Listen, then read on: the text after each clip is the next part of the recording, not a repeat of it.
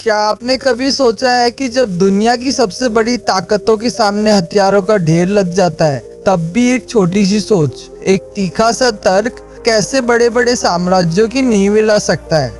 क्या आप जानते हैं कि एक बार बादशाह अकबर, जिनके नाम का डंका पूरी दुनिया में बजता था, जिनकी एक दहाड़ से दुश्मनों के पसीने छूट जाते थे, वे भी एक मामूली से दिखने वाले सवाल के सामने पूरी तरह बेबस हो गए थे।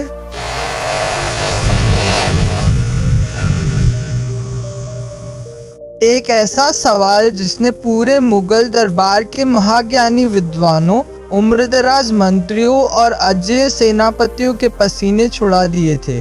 कल्पना कीजिए उस भव्य दृश्य की। आगरा का वो विशाल और आलीशान दरबार लगा है।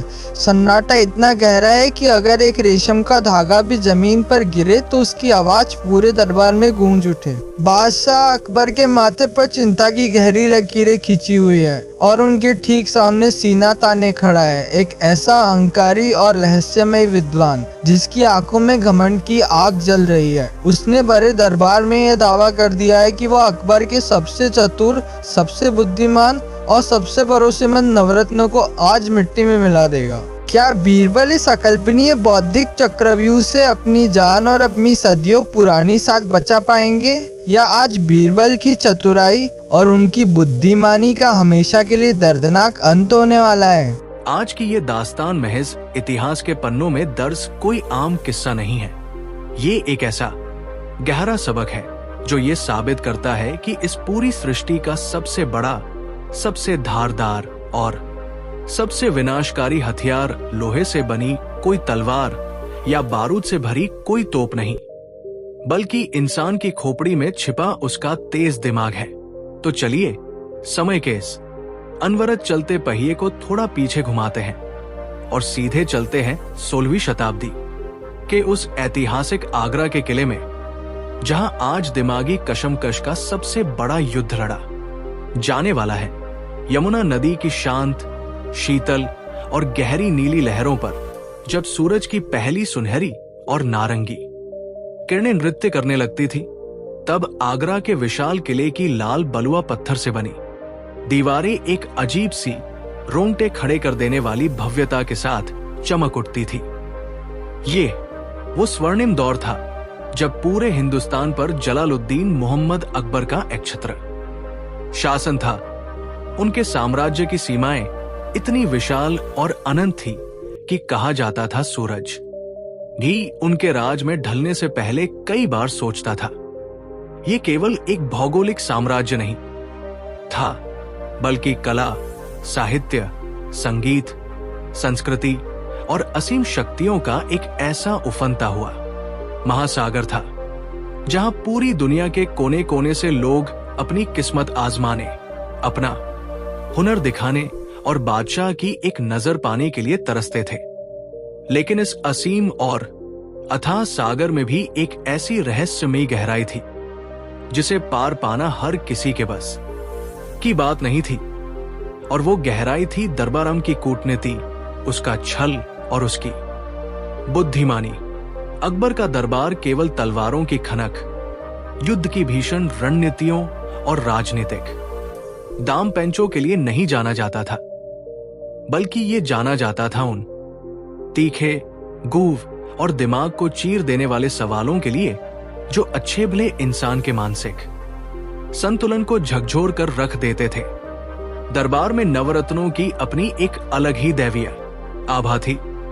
हर नवरत्न अपने आप में एक पूरा ब्रह्मांड था, लेकिन उन सभी चमकते सितारों के बीच एक सितारा ऐसा था जिसकी तेज चमक से अक्सर कई दरबारियों की आंखों में जलन पैदा होती थी। वो सितारा और कोई नहीं बल्कि स्वयं बीरबल थे। बीरबल केवल एक मंत्री या सलाहकार नहीं थे, वो बादशाह अकबर के सबसे करीबी मित्र, उनके सबसे बड़े शुभ चिंतक और उनके दिमाग की वो मास्टर चाबी थे जो दुनिया के किसी भी उलझे हुए ताले को पलक झपकते ही खोल सकती थी। बीरबल की हाजिर जवाबी, उनका अद्भुत न्याय और उनकी गहरी बुद्धिमानी के किस्से केवल आगरा की गलियों तक सीमित नहीं थे, बल्कि वे हवाओं के साथ उड़कर दूर दराज के देशों, खौफनाक रेगिस्तानों और बर्फीले पहाड़ों की चोटियों तक पहुंच चुके थे। लेकिन प्रकृति का ये नियम है कि जहां बहुत अधिक प्रकाश होता है, वहां परछाइयां भी उतनी ही गहरी और काली होती है। बीरबल की इस अपार, अकल्पनीय सफलता और बादशाह के मन में उनके लिए असीम प्रेम ने दरबार के कई अन्य मंत्रियों, सेनापतियों और दरबारियों के दिलों में ईर्ष्या के ऐसे जहरीले बीज बो दिए थे, जो अब पनप कर एक भयंकर और विषैले पेड़ का रूप ले चुके थे। ये दरबारी दिन रात बस इसी एक फिराक में रहते थे कि कैसे भी करके किसी भी तरह का छलकपट रचकर बीरबल को पूरे दरबार के सामने नीचा दिखाया जाए। वे अंधेरे कमरों में बैठकर खौफनाक साजिशें रचते, रात रात भर जागकर गुप्त बैठके करते और ऐसे ऐसे उलझे हुए षड्यंत्र बुनते जिससे बीरबल बादशाह की नजरों से हमेशा के लिए गिर जाए। वे आपस में फुसफुसाते थे, आखिर इस बीरबल में ऐसा क्या है जो हम में नहीं? हम भी तो पढ़े लिखे हैं, हमने भी तो युद्ध लड़े हैं। फिर ये बादशाह हर बात में बीरबल की ही राय क्यों लेता है? लेकिन उन बेचारों को ये नहीं पता था कि बीरबल की बुद्धि एक ऐसे अभेद्य और जादुई किले के समान थी, जिसे भेद पाना इन छोटे मोटे और संकीर्ण सोच वाले दरबारियों के बस की बात बिल्कुल नहीं थी। उन्हें बीरबल को हराने के लिए किसी ऐसे अस्त्र की आवश्यकता थी, किसी ऐसे व्यक्ति की तलाश थी जो ज्ञान के मामले में स्वयं एक भयंकर तूफान हो। और उनकी ये तलाश जल्द ही एक बहुत भयानक रूप लेने वाली थी। तभी सुदूर उत्तर की दिशाओं से, जहां आसमान को चूमने वाले बर्फ से ढके पहाड़ हैं और जहां ज्ञान को घमंड के साँचे में ढालकर पूजा जाता है, एक ऐसी आंधी उठी जिसका सीधा लक्ष्य आगरा का यही दरबार-ए-आम था। दोस्तों, इस रोमांचक, रहस्यमयी और दिल की धड़कने बढ़ा देने वाली दास्तान में और गहराई तक उतरने से पहले, जहां दिमागी कशमकश और कूटनीति का अब तक का सबसे बड़ा खेल शुरू होने वाला है, मैं आपसे एक छोटा सा लेकिन बहुत महत्वपूर्ण अनुरोध करना चाहता हूं। अगर आपको इतिहास के पन्नों में दफन ये अनसुनी, अनकही और बुद्धिमानी से लबरेज कहानियां पसंद आ रही हैं, तो इस वीडियो को अभी लाइक करें। आपका एक लाइक हमें ऐसी ही शानदार कहानियां ढूंढ कर लाने की ऊर्जा देता है। साथ ही कमेंट करके ये जरूर बताएं कि क्या आपके जीवन में भी कभी कोई ऐसा इंसान टकराया है जिसे अपने ज्ञान या अपनी दौलत पर बहुत ज्यादा अहंकार हो। आपने उस इंसान के अहंकार को कैसे तोड़ा? अपने अनुभव कमेंट्स में जरूर लिखें। मैं सबसे बेहतरीन और दिलचस्प जवाबों को अपना हाथ दूंगा। और हां, इस ज्ञानवर्धक कहानी को अपने दोस्तों, परिवार और खासकर बच्चों के साथ शेयर करना बिल्कुल न भूलें, ताकि वे भी जान सकें कि असली ताकत दिमाग में होती है। तो चलिए कहानी के उस खतरनाक मोड़ पर चलते हैं, जहां एक बहुत बड़ा बवंडर आगरा के महल की तरफ तेजी से बढ़ रहा था। उस ऐतिहासिक दिन दरबार-ए-आम हमेशा की तरह पूरी भव्यता के साथ सजा हुआ था। दीवारों पर लटके भारी रेशमी पर्दे और मखमली कालीन हवा के हल्के झोंकों से लहरा रहे थे। हवा में ताजे गुलाब, कस्तूरी और चंदन की इत्र की महक पूरी तरह से घुली हुई थी, जो किसी भी इंसान के मन को मोह सकती थी। बादशाह अकबर अपने भव्य, विशाल और अनगिनत बेशकीमती रत्नों, हीरों और पन्नों से जड़ित सिंहासन पर विराजमान थे। उनके चौड़े मस्तक पर राजशाही ताज चमक रहा था और उनकी पारखी आंखें हमेशा की तरह अपने दरबारियों के चेहरों के भावों को चुपचाप पत रही थी। दरबार में पूर्ण और गहरी शांति थी, एक ऐसी बेचैन करने वाली शांति जो अक्सर किसी बहुत बड़े और विनाशकारी तूफान के आने से ठीक पहले महसूस की जाती है। अचानक दरबार के मुख्य द्वार के लंबे चौड़े रक्षकों ने अपने भारी भालों को जमीन पर पटकते हुए एक गूंजती हुई आवाज में घोषणा की कि एक बहुत बड़े, महान और अजय विद्वान पंडित दूर देश से चलकर सीधे दरबार में पधारना चाहते हैं। बादशाह अकबर ने अपना दाहिना हाथ उठाकर उन्हें ससम्मान अंदर लाने की अनुमति दी। जैसे ही उस विद्वान ने दरबार की चौखट पर अपना पहला कदम रखा, मानो पूरे दरबार का तापमान अचानक ही गिर गया हो और वातावरण पूरी तरह से बदल गया हो। उनके चेहरे पर एक ऐसा अजीब सा तेज था जो उनके अपार ज्ञान से ज्यादा उनके भीतर भरे कूट कूट कर अहंकार को दर्शा रहा था। उनकी चाल में एक अजीब सा गुरूर था, जैसे वो इस पूरी दुनिया को अपनी मुट्ठी में कैद समझते हो। उनका पहनावा बेहद अजीब और रहस्यमयी था। उनके पीछे उनके 3 शिष्य भारी भरकम पुरानी और रहस्यमयी किताबों का अंबार लेकर सिर झुकाए चल रहे थे। यहीं पर इस कहानी के इसी मोड़ पर आपको एक ऐसा खौफनाक, दिलचस्प और रहस्यमयी तथ्य जानना चाहिए जो आगे चलकर इस पूरी दास्तान के सबसे आखिरी और 5वें चरण में एक ऐसा भयंकर भूचाल लेकर आने वाला है जिसकी कल्पना कोई नहीं कर सकता। उन शिष्यों के हाथों में जो किताबें थी, उनमें से एक किताब ऐसी थी जिसे विद्वान ने एक बेहद पुराने, काले और अजीब से निशानों वाले मखमली कपड़े में बहुत ही सावधानी से लपेट कर रखा हुआ था।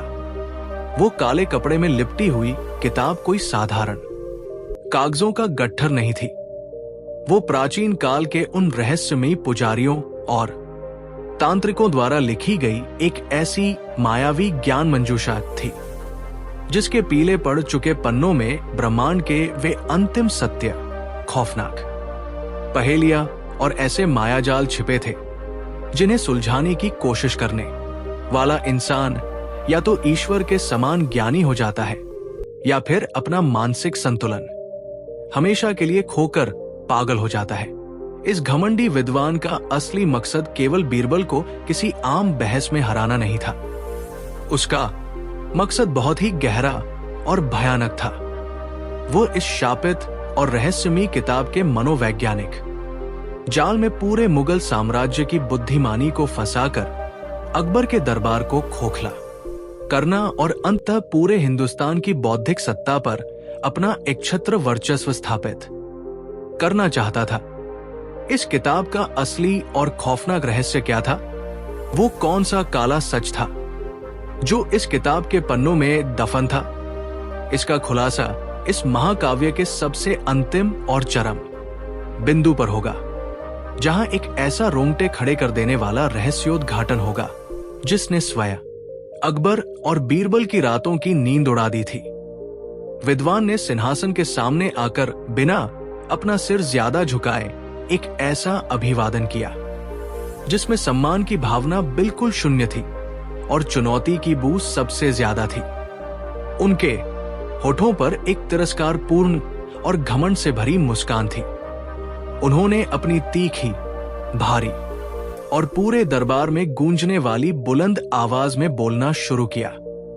जहां पनाह विद्वान ने कहा, उसके शब्दों में अहंकार टपक रहा था। मैंने इस पूरी पृथ्वी का भ्रमण किया है।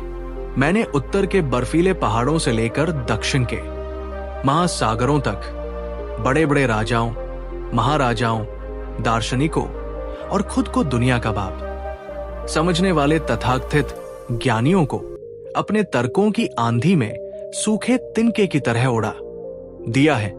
मेरी बौद्धिक ख्याति सातों समंदर पार तक हवाओं में गूंजती है। मेरे सामने बड़े बड़े ज्ञानी पानी भरते हैं, लेकिन पिछले कुछ समय से मेरे कानों में बार बार केवल एक ही नाम हथौड़े की तरह टकरा रहा है। मुझे बताया गया है कि आपके इस भव्य दरबार में बीरबल नाम का एक ऐसा व्यक्ति है जिसे आप इस पूरी पृथ्वी का सबसे चतुर, सबसे हाजिर जवाब और सबसे बुद्धिमान इंसान मानते हैं। लोग कहते हैं कि ऐसा कोई सवाल नहीं बना जिसका जवाब इस बीरबल के पास न हो। मैं यहां इस दरबार में इतनी दूर से सिर्फ और सिर्फ आपके इस गुरूर और आपके इस तथाकथित सबसे बुद्धिमान नवरत्न को चुनौती देने आया हूं। मैं देखना चाहता हूं कि इस बीरबल के दिमाग में वाकई ज्ञान का सागर है या ये सिर्फ एक सूखी हुई नदी है। विद्वान के इन आग उगलते शब्दों को सुनते ही पूरे दरबार में एक गहरी, दम घोंटू और असहज करने वाली खामोशी छा गई। वे दरबारी जो अंदर ही अंदर बीरबल से ईर्ष्या करते थे, उनके चेहरों पर एक छिपी हुई कुटिल खुशी की लहर दौड़ गई। उन्हें लगा कि आखिरकार उनकी प्रार्थना कबूल हो गई और वो दिन आ ही गया जिसका वे वर्षों से पलके बिछाकर इंतजार कर रहे थे। आज इस भरे दरबार में बीरबल का घमंड चूर चूर होगा, उसकी बोलती बंद होगी और बादशाह अकबर के सामने उसकी असलियत हमेशा के लिए बेनकाब हो जाएगी। बादशाह अकबर की भ्रिकुटी तन गई। उनका राजपुताना और मुगल खून एक साथ उबाल मारने लगा।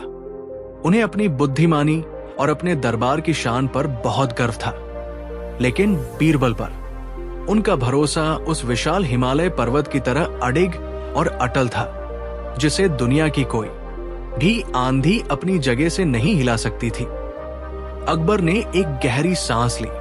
उनके चेहरे पर एक शांत लेकिन बहुत ही राजसी और खौफनाक मुस्कान आई। उन्होंने अपनी भारी और सत्ता से भरी आवाज में कहा, विद्वान महोदय, ज्ञान का अहंकार अक्सर इंसान की दृष्टि को धुंधला कर देता है और उसे ये भूलने पर मजबूर कर देता है कि ज्ञान की कोई सीमा नहीं होती। लेकिन अगर आपको अपने ज्ञान पर इतना ही अटूट और अंधा विश्वास है, तो हम आगरा के इस ऐतिहासिक दरबार में आपकी इस चुनौती को पूरी तरह से और सहर्ष स्वीकार करते हैं। हमारा बीरबल किसी भी परीक्षा, किसी भी सवाल और किसी भी तूफान के लिए हमेशा तैयार रहता है। बादशाह के ये शब्द सुनते ही विद्वान की आंखों में एक खतरनाक और शिकारी जैसी चमक आ गई। उसने अपनी गर्दन घुमाई और सीधा बीरबल की तरफ घूर कर देखा। बीरबल, जो अब तक अपनी जगह पर बिल्कुल शांत, स्थिर और हाथ बांधे खड़े थे, उनके चेहरे पर किसी भी प्रकार की चिंता, डर या घबराहट का एक कतरा भी नजर नहीं आ रहा था। उनके चेहरे पर वही चिरपरिचित हल्की सी मुस्कान थी। बीरबल की यही रहस्यमय खामोशी और शांति उनके दुश्मनों को सबसे ज्यादा परेशान करती थी, क्योंकि कोई नहीं जानता था कि उस शांत चेहरे के पीछे उनके दिमाग में कौन सा चक्रव्यूह रचा जा रहा है। विद्वान ने अपनी छाती चौड़ी की, अपनी आवाज को और अधिक कड़क करते हुए पूरे दरबार को संबोधित करते हुए कहा, तो ठीक है बीरबल, मेरी चुनौती का नियम बहुत ही सीधा, स्पष्ट और अंतिम है। लेकिन क्योंकि तुम बादशाह के प्रिय हो, इसलिए मैं तुम्हें एक छोटा सा मौका देना चाहता हूं। मेरे पास तुम्हारे लिए दो विकल्प है। तुम्हें अपनी बुद्धिमानी साबित करने के लिए इन दोनों में से किसी एक को चुनना ही होगा। पूरा दरबार अपनी सांसें रोके हुए, अपनी आंखें फाड़े विद्वान के मुंह से निकलने वाले अगले शब्दों का बेसब्री से इंतजार कर रहा था। उस वक्त अगर एक सुई भी गिरती तो उसकी आवाज उस सन्नाटे में एक तोप के गोले के धमाके जैसी लगती। विद्वान ने अपने दोनों हाथ हवा में उठाए, अपनी उंगलियों को फैलाया और कहा, पहला विकल्प यह है कि मैं तुमसे पूरे से बहुत ही आसान और साधारण सवाल पूछूंगा। ये सवाल इतने आसान होंगे कि कोई भी ज्ञानी इनका जवाब दे सके, लेकिन शर्त यह है कि तुम्हें उन सभी सवालों के बिल्कुल सही और सटीक जवाब देने होंगे। यदि तुमने 99 सवालों के सही जवाब दिए और केवल एक, जी हां, केवल एक भी सवाल का गलत जवाब दिया या तुम अटक गए, तो तुम उसी पल हार जाओगे और तुम्हें अपने इस घमंड को तोड़कर हमेशा के लिए इस दरबार और अपने इस मंत्री पद को छोड़कर जंगलों में जाना होगा। विद्वान पल भर के लिए रुका। उसने दरबार के चारों ओर देखा, एक रहस्यमयी और क्रूर मुस्कान बिखेरी और आगे कहा, और दूसरा विकल्प यह है कि मैं तुमसे 100 नहीं, 50 नहीं, केवल और केवल एक प्रश्न पूछूंगा। लेकिन याद रहे बीरबल, अपने कानों को खोलकर सुन लो, वो कोई साधारण प्रश्न नहीं होगा। वो दुनिया का सबसे कठिन, सबसे गूढ़, सबसे उलझा हुआ और सबसे खतरनाक प्रश्न होगा। एक ऐसा प्रश्न जिसने सदियों से बड़े बड़े ज्ञानियों के दिमाग को पंगु बना दिया है और अच्छे अच्छों को सोचने पर मजबूर कर दिया है। चुनाव पूरी तरह से तुम्हारा है बीरबल। 100 आसान सवाल या केवल एक सबसे मुश्किल और जानलेवा सवाल। ये सुनते ही दरबार में अचानक से भयंकर फुसफुसाहट और कानाफूसी शुरू हो गई। हर कोई अपने बगल वाले दरबारी से फुसफुसाने लगा। 100 सवाल तो बहुत ज्यादा होते हैं। एक बूले दरबारी ने धीरे से अपने साथी से कहा, इंसान 100 सवालों का जवाब देते देते कभी न कभी तो गलती कर ही सकता है। इंसान का दिमाग थक जाता है। बीरबल को हर हाल में एक ही सवाल चुनना चाहिए। वहीं दूसरी तरफ बीरबल के दुश्मनों के गुट में खुशी की लहर दौड़ गई। वे सोचने लगे कि बीरबल उस एक सवाल के जाल में बुरी तरह फंस जाएंगे, क्योंकि ये विद्वान कोई साधारण व्यक्ति नहीं है और इसका एक सवाल जरूर कोई ऐसा तिलिस्म होगा जिसे तोड़ना नामुमकिन है। अकबर भी अपने सिंहासन पर थोड़े बेचैन नजर आने लगे। उन्होंने अपने जीवन में कई युद्ध जीते थे, लेकिन ये युद्ध तलवारों का नहीं, शब्दों का था। उन्हें भी लगने लगा था कि ये विद्वान बहुत ही शातिर और खतरनाक खिलाड़ी है, जिसने बीरबल को चारों तरफ से घेर लिया है। अकबर ने अपनी आंखों में बीरबल की ओर देखा और एक हल्का सा इशारा किया, मानो वे बिना कुछ कहे ये समझाना चाह रहे हों कि बीरबल पूरी सावधानी से अपना चुनाव करना ये कोई साधारण जाल नहीं है। लेकिन बीरबल तो आखिर बीरबल थे। उनके दिमाग की अथाह गहराइयों को मापना किसी भी साधारण इंसान या इस अहंकारी विद्वान के बस की बात नहीं थी। बीरबल ने विद्वान की आंखों में सीधे और निडरता से देखा। उनके होठों पर एक बहुत ही सौम्य, शांत लेकिन गजब के आत्मविश्वास से भरी हुई मुस्कान तैर गई। बीरबल ने दरबार में छाई हुई उस भारी दमघुंटू खामोशी को चीरते हुए अपनी स्पष्ट, मधुर और निडर आवाज में कहा, हे महान और परम ज्ञानी विद्वान, मैं आपके अपार ज्ञान और आपके इस विशाल अनुभव का तहे दिल से पूरा सम्मान करता हूं। आपने मुझे जो विकल्प दिए हैं वे वास्तव में बहुत ही दिलचस्प और सोचने पर मजबूर करने वाले हैं, लेकिन मैं अपना, हमारे महान जहांपनाह का और इस पूरे दरबार का ज्यादा कीमती समय 100 सवालों में बर्बाद नहीं करना चाहता। इसलिए मैं आपके 100 आसान सवालों का वो विकल्प पूरी तरह से ठुकराता हूं। मैं बिल्कुल तैयार हूं। आप मुझसे अपना वह एक दुनिया का सबसे कठिन और अजेय सवाल पूछ सकते हैं। ये सुनते ही विद्वान की बाछें खिल गई। उसके चेहरे पर एक ऐसी शैतानी चमक आ गई मानो उसे सारी दुनिया की दौलत मिल गई हो। उसे लगा कि उसका शिकार खुद चलकर उसके बिछाए हुए जाल के बिल्कुल बीचों बीच आप फंसा है। उसने तुरंत अपने पीछे खड़े शिष्य की तरफ देखा और उस काले कपड़े में लिपटी रहस्यमयी संदूकची को छुआ।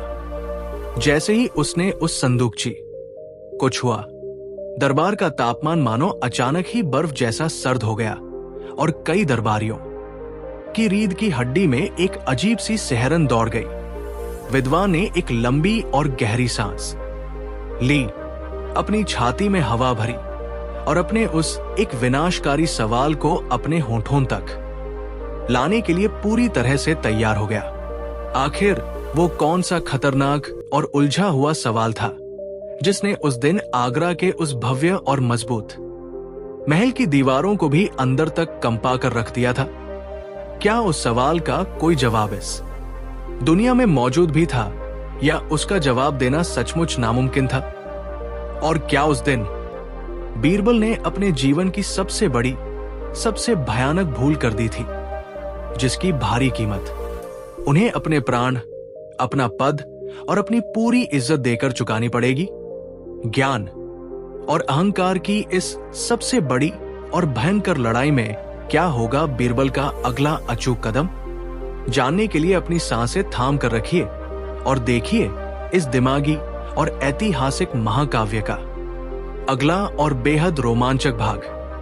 आगरा के उस असीम, विशाल और अपनी भव्यता के लिए पूरी दुनिया में मशहूर दरबार-ए-आम में अब एक ऐसा खौफनाक और जमा देने वाला सन्नाटा पसर चुका था जो किसी भी आम श्मशान की खामोशी से भी 1000 गुना ज्यादा भयानक, भारी और दमघोंटू था।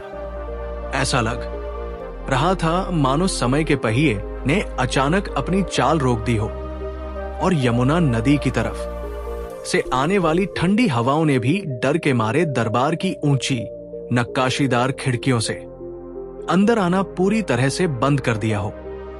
दरबार में मौजूद हर एक दरबारी, हर एक सिपह सालार, मंत्री और रक्षक की आंखें फटी की फटी रह गई थी और उनकी सांसें उनके गलों में एक कांटे की तरह अटक गई थी।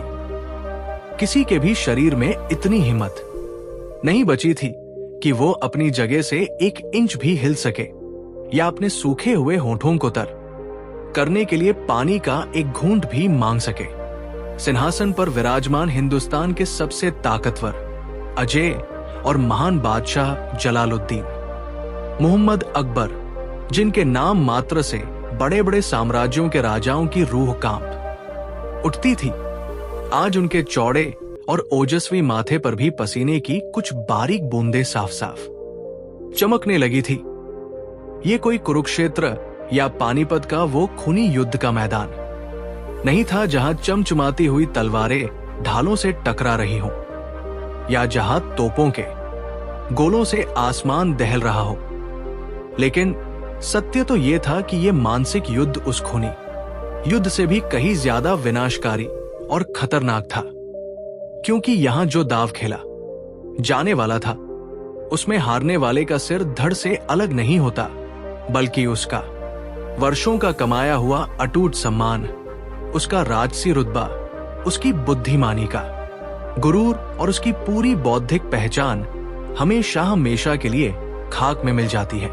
और अकबर किसी भी कीमत पर अपने सबसे अनमोल नवरत्न को इस तरह सरेआम जलील होते हुए नहीं देख सकते थे।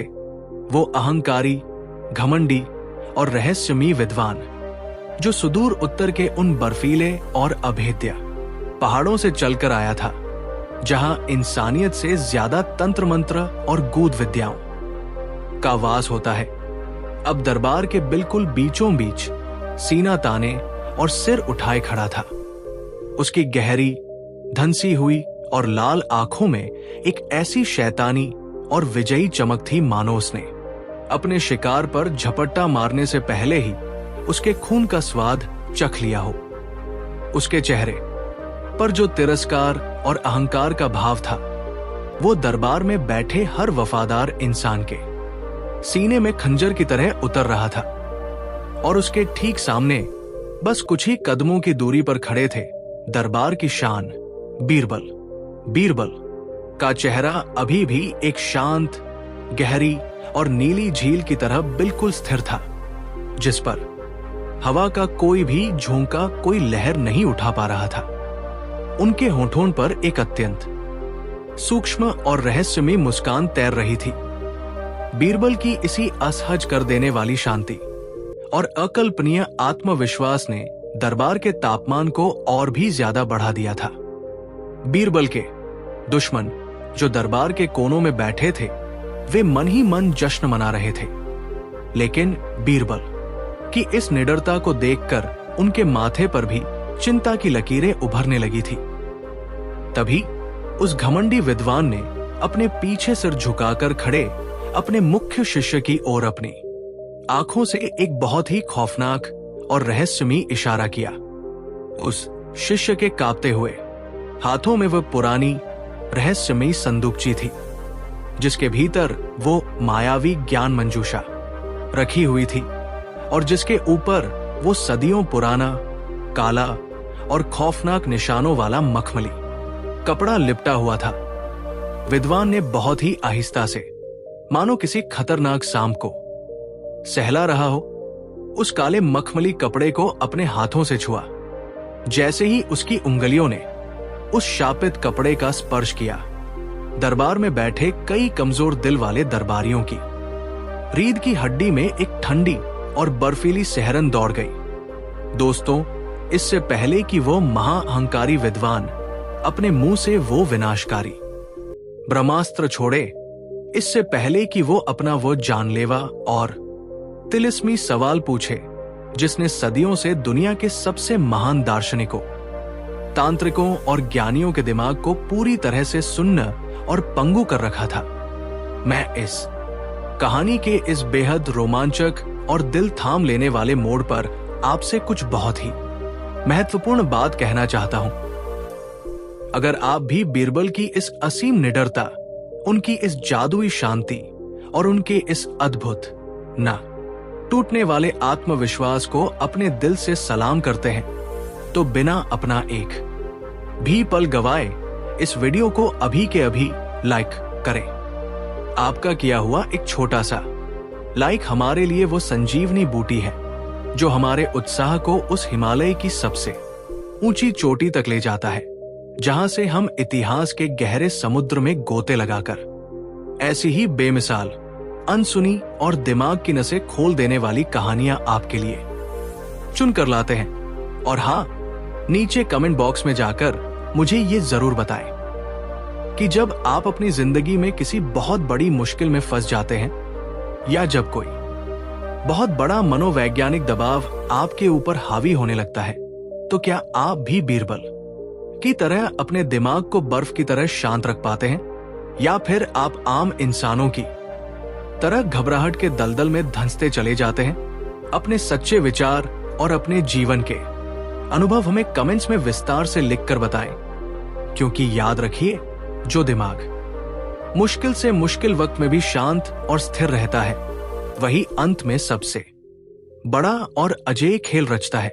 और अगर आपने अभी तक हमारे इस ज्ञान से भरे चैनल को सब्सक्राइब नहीं किया है, तो अभी सब्सक्राइब का बटन दबाएं और बेल आइकन को ऑल पर सेट करें, क्योंकि ये दिमागी और ऐतिहासिक युद्ध अब अपने सबसे खतरनाक, सबसे खूंखार और आखिरी मोड़ पर पहुंच चुका है। चलिए वापस लौटते हैं आगरा के उस विशाल दरबार के उस खौफनाक और दमघोंटू सन्नाटे में। विद्वान ने अपने हाथ उस काले कपड़े से हटाए और अपनी चौड़ी छाती में दरबार की सारी हवा को मानो एक ही बार में खींचते हुए एक लंबी और गहरी सांस भरी। उसकी आवाज अब पहले से भी कहीं ज्यादा भारी, गहरी, गूंजती हुई और किसी खौफनाक गुफा से आने वाली आवाज जैसी हो चुकी थी। उसने अपनी लाल और शिकारी आंखों से पूरे दरबार की ओर एक घमंडी नजर घुमाई। फिर उसने सिंहासन पर बैठे तनावग्रस्त बादशाह अकबर को एक अजीब सी चुनौती भरी नजरों से देखा, और फिर अंत में बीरबल की आंखों में सीधे झांकते हुए अपने शब्दों को किसी जहरीले तीर की तरह छोड़ते हुए बोलना शुरू किया। बीरबल, विद्वान की आवाज पूरे दरबार की दीवारों से टकराकर गूंज रही थी। तुमने 100 बहुत ही आसान और साधारण सवालों की जगह अपने उस झूठे अहंकार में अंधे होकर एक सबसे कठिन सवाल चुनकर अपनी जिंदगी की सबसे बड़ी, सबसे भयानक और सबसे आखिरी भूल कर दी है। आज तुम्हारा ये तथाकथित तेज दिमाग तुम्हारे किसी काम नहीं आने वाला। जो सवाल मैं अब तुमसे इस भरे दरबार में पूछने जा रहा हूं, वो कोई आम पहेली, कोई दिमागी कसरत या गली मोहल्ले के बच्चों का खेल नहीं है। कान खोलकर सुन लो बीरबल, ये वो ब्रह्मांडीय सवाल है जिसने प्राचीन यूनान के बड़े बड़े और महान दार्शनिकों की रातों की नींद हमेशा के लिए उड़ा दी थी। ये वो श्रापित पहेली है जिसका सही जवाब ढूंढने की कोशिश में मिस्र के और भारत के कई महाज्ञानियों ने अपना मानसिक संतुलन खो दिया, और वे अपनी बची खुची जिंदगी जंगलों में पागलों की तरह भटकते हुए गुजारने पर मजबूर हो गए। इस एक छोटे से सवाल के भीतर ही इस पूरी असीम सृष्टि के निर्माण का एक ऐसा अभेद्य चक्रव्यूह छिपा है जिसे आज तक, इतिहास की शुरुआत से लेकर आज के इस दिन तक, दुनिया का कोई भी इंसान तोड़ नहीं पाया है। विद्वान के इन आग उगलते और खौफनाक शब्दों ने दरबार में बैठे बीरबल के उन तमाम दुश्मनों और जलने वाले दरबारियों की छिपी हुई खुशी को 100 गुना बढ़ा दिया। वे अपनी अपनी जगहों पर बैठे बैठे अपनी जांघों पर हाथ मार रहे थे और मन ही मन नाच रहे थे। उन्हें अब पूरा और पक्का यकीन हो चला था कि बीरबल आज इस शातिर विद्वान के बिछाए हुए इस मानसिक चक्रव्यूह में ऐसा बुरी तरह फंसेगा कि उसके बाहर निकलने के सारे रास्ते हमेशा हमेशा के लिए बंद हो जाएंगे। बादशाह अकबर, जो अब तक खुद को बहुत मजबूत दिखाने की कोशिश कर रहे थे, उनके दिल की धड़कनें अब बेकाबू होकर तेज हो गई थी। वे अनजाने में ही अपने भव्य सिंहासन पर थोड़े से आगे की ओर खिसक आए। उनकी मुट्ठियां कस गई थी और उनके चेहरे की लकीरें चिंता से बहुत ज्यादा गहरी हो गई थी। बादशाह को अब अंदर ही अंदर ये भयानक चिंता और पछतावा सताने लगा था कि कहीं उन्होंने अति आत्मविश्वास में आकर बीरबल को इस चुनौती के लिए अनुमति देकर कोई बहुत बड़ा और ऐतिहासिक अनर्थ तो नहीं कर दिया है। अगर बीरबल हार गया तो केवल बीरबल की हार नहीं होगी, बल्कि ये पूरे मुगल साम्राज्य की बौद्धिक हार मानी जाएगी, जिसका ढिंढोरा ये घमंडी विद्वान पूरी दुनिया में पीटता फिरेगा। विद्वान अपनी इस बनाई हुई दहशत और उस खौफनाक माहौल का पूरा आनंद ले रहा था। उसने एक कुटिल, घिनौनी और भयानक मुस्कान के साथ अपने होंठ खोले। उसने अपने दाएं हाथ की लंबी तर्जनी उंगली को सीधे बीरबल के चेहरे की तरफ हवा में उठाया। दरबार में बैठे हर इंसान की सांसें अटक गई। विद्वान ने अपनी आवाज को और अधिक बुलंद करते हुए अपने वाक्य के एक एक शब्द पर हथौड़े जैसी चोट करते हुए और पूरी गूंजती हुई आवाज में पूछा, तो बताओ बीरबल, अपने इस महान और दुनिया में सबसे ज्यादा पूजे जाने वाले दिमाग के सारे दरवाजे खोलकर मुझे इस एक अंतिम सवाल का जवाब दो। मुझे बताओ कि इस दुनिया में, इस पूरी अनंत सृष्टि के निर्माण में सबसे पहले कौन आया? मुर्गी या फिर अंडा? बिजली कड़कने और बेहद तनावपूर्ण सस्पेंस वाला, दिल दहला देने वाला साउंड इफेक्ट उस विद्वान के मुंह से इस सवाल के हवा में गूंजते ही पूरे दरबार आम में जैसे किसी ने मानसिक खौफ का एक ऐसा अदृश्य बम फोड़ दिया हो, जिसने सबके दिमाग को सुन कर दिया। मुर्गी या अंडा? ये सुनते ही हर दरबारी, हर ज्ञानी मंत्री, हर खूंखार सेनापति और यहां तक कि दरबार के मुख्य काजी के दिमाग की नसें भी बुरी तरह से तन गई। ये कोई साधारण सवाल नहीं था। ये कोई ऐसी पहेली नहीं थी जिसका जवाब किसी किताब के पन्नों में खोजा जा सके। ये दर्शन शास्त्र और तर्क शास्त्र का एक ऐसा अंतहीन और मनोवैज्ञानिक फंदा था, एक ऐसा दलदल था जिसमें कोई भी इंसान एक बार अपना कदम रख दे तो वो अनंत काल तक बस गोल गोल घूमता ही रह जाएगा और कभी बाहर नहीं आ पाएगा। पूरे विशाल दरबार में अचानक से कानाफूसी और फुसफुसाहट का एक ऐसा भयंकर तूफान उठ खड़ा हुआ जिसे अब शांत कर पाना भाले लिए खड़े उन कद्दावर रक्षकों के बस की भी बात नहीं रह गई थी। दरबार में चारों तरफ बस एक ही गूंज थी। ये कैसा शैतानी सवाल है? एक बहुत ही उम्रदराज और अनुभवी दरबारी ने अपना सिर अपने दोनों हाथों से पकड़ते हुए अपने साथी से फुसफुसाया, ये तो एक ऐसा जाल है जिसे काटा ही नहीं जा सकता। अगर बीरबल ये कहते हैं कि दुनिया में पहले मुर्गी आई, तो ये घमंडी और शातिर विद्वान एक ही पल में तुरंत पलटकर पूछेगा कि बिना अंडे के एक मुर्गी कैसे पैदा हो सकती है? मुर्गी तो अंडे से ही बाहर आती है ना। और अगर बीरबल इसके विपरीत ये जवाब देते हैं कि दुनिया में पहले अंडा आया, तो ये पंडित तुरंत ही ये सवाल दाग देगा कि उस अंडे को जन्म देने के लिए, उसे सेने के लिए वो पहली मुर्गी कहां से आई? दोनों ही सूरतों में बीरबल का फंसना और हारना पूरी तरह से तय है। ये वास्तव में एक ऐसा खौफनाक चक्रव्यूह था जिसका कोई दरवाजा बाहर की तरफ खुलता ही नहीं था। ये एक अंतहीन, न खत्म होने वाली दिमागी पहेली थी। महान बादशाह अकबर ने जैसे ही इस छोटे से सवाल की अथाह गहराई और इसके पीछे छिपे इस खतरनाक और अजेय तार्किक जाल को अपने दिमाग में समझा, उनके पैरों तले से मानो आगरा के उस ऐतिहासिक और मजबूत किले की जमीन ही खिसक गई। उनका ओजस्वी चेहरा पल भर में कागज की तरह सफेद पड़ गया। अकबर, जो अपनी जिंदगी में कभी भी रणभूमि में लाखों की दुश्मन सेना देखकर भी नहीं घबराए थे, जिनके सामने बड़े बड़े योद्धा घुटने टेक देते थे, आज इस दो शब्दों के छोटे से सवाल के सामने पूरी तरह से बेबस, असहाय और लाचार महसूस कर रहे थे। उन्हें लगने लगा कि आज बीरबल की हार किसी भी सूरत में नहीं टाली जा सकती। आज ये घमंडी विद्वान जीत का परचम लहराएगा और बीरबल को अपना अहम पद, अपनी सारी इज्जत और ये प्यारा दरबार हमेशा हमेशा के लिए छोड़कर जंगलों में जाना पड़ेगा। मुगल सल्तनत के सुनहरे इतिहास के माथे पर आज एक ऐसा काला कलंक लगने वाला था जिसे आने वाली सदियों तक कोई भी इतिहासकार मिटा नहीं पाएगा।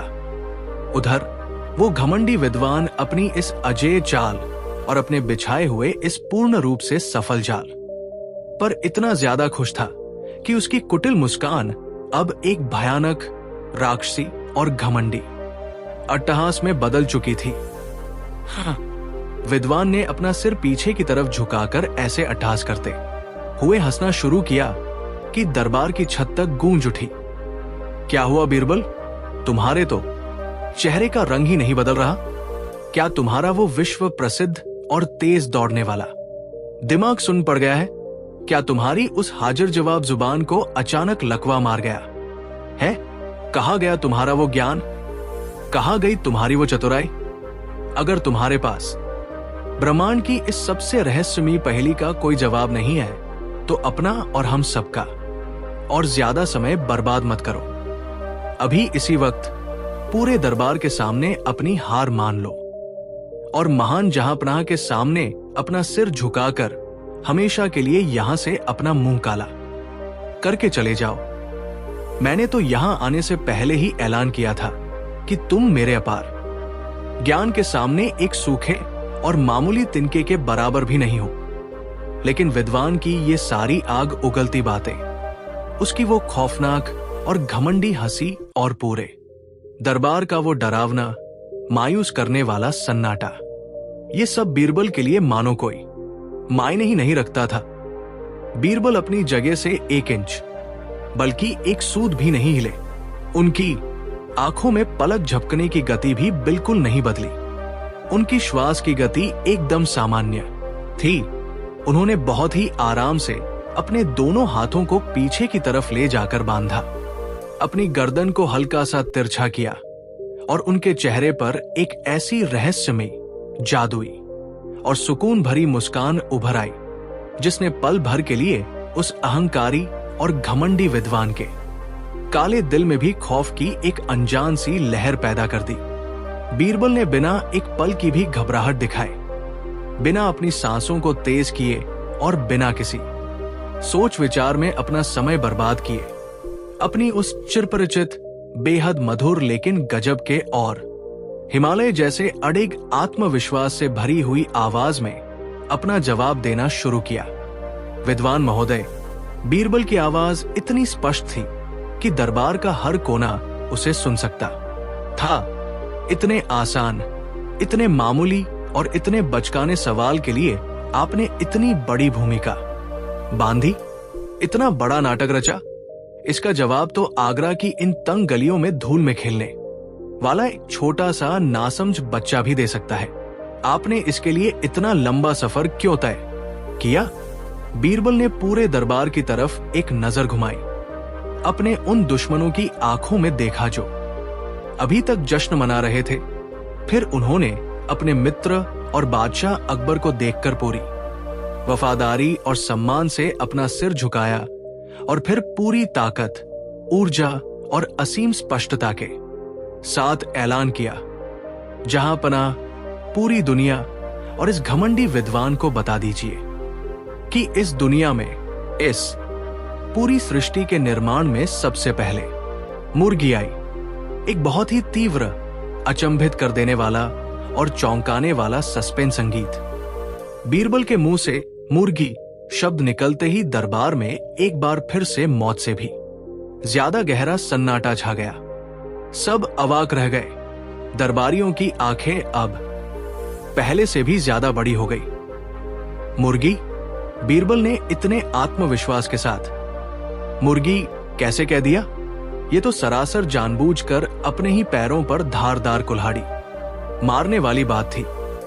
बादशाह अकबर ने गहरी निराशा में अपनी दोनों आंखें बंद कर ली।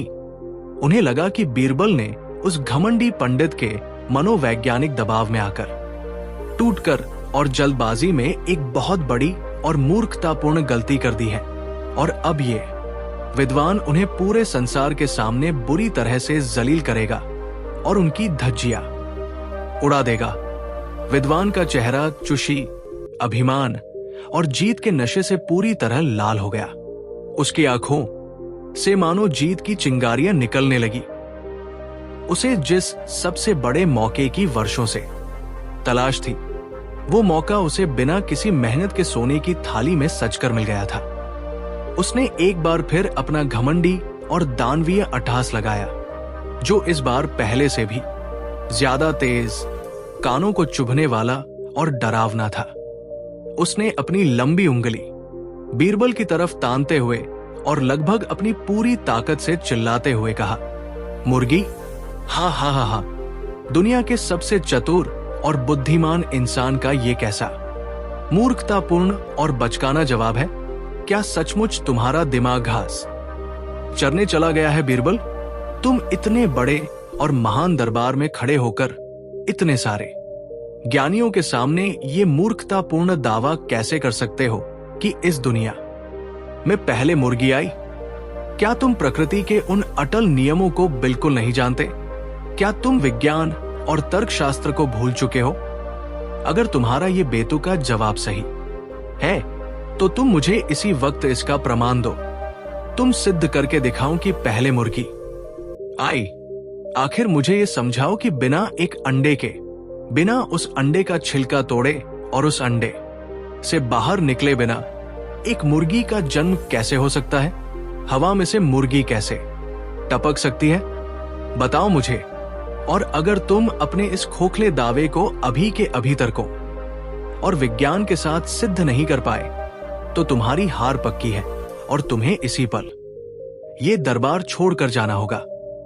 विद्वान की इन तीखी, चुभती हुई और जहरीली बातों से पूरे दरबार में तनाव अपनी सबसे चरम सीमा पर पहुंच गया। हर कोई बीरबल के उस शांत चेहरे की तरफ देख रहा था। बीरबल के दुश्मनों की आंखों में एक पूर्ण और पक्की जीत की चमक आ चुकी थी, और अकबर की आंखों में एक बहुत ही गहरी, अंधकारमय निराशा छा गई थी। विद्वान का सवाल सचमुच बहुत ही वाजिब और अकाट्य था। अगर मुर्गी पहले आई तो वो आखिर किस अंडे से निकली? और अगर वो बिना अंडे के ही इस दुनिया में आ गई तो इसका कोई वैज्ञानिक या तार्किक प्रमाण कैसे दिया जा सकता है? ये तो इंसान की सोच से परे और पूरी तरह से असंभव था। लेकिन उस भरे दरबार में कोई भी इंसान, यहां तक कि स्वयं बादशाह अकबर और वो घमंडी विद्वान भी उस वक्त बीरबल के उस तेज और रहस्यमय दिमाग में चल रहे उस भयानक और अचूक दिमागी चक्रव्यूह को बिल्कुल नहीं समझ पा रहा था। बीरबल ने किसी भी दबाव में आकर या जल्दबाजी में ये जवाब बिल्कुल नहीं दिया था। उन्होंने पूरी तरह से सोच समझकर, एक बहुत गहरी चाल चलते हुए जानबूझकर ये जवाब दिया था। वे उस अहंकारी विद्वान को उसी के बिछाए हुए तर्क के जाल में नहीं, बल्कि शब्दों और नियमों के एक ऐसे बिल्कुल नए और अदृश्य जाल में फंसा चुके थे जिसकी भनक उस घमंडी और अपने आप को दुनिया का बाप समझने वाले पंडित को अपने सबसे बुरे सपनों में भी नहीं थी।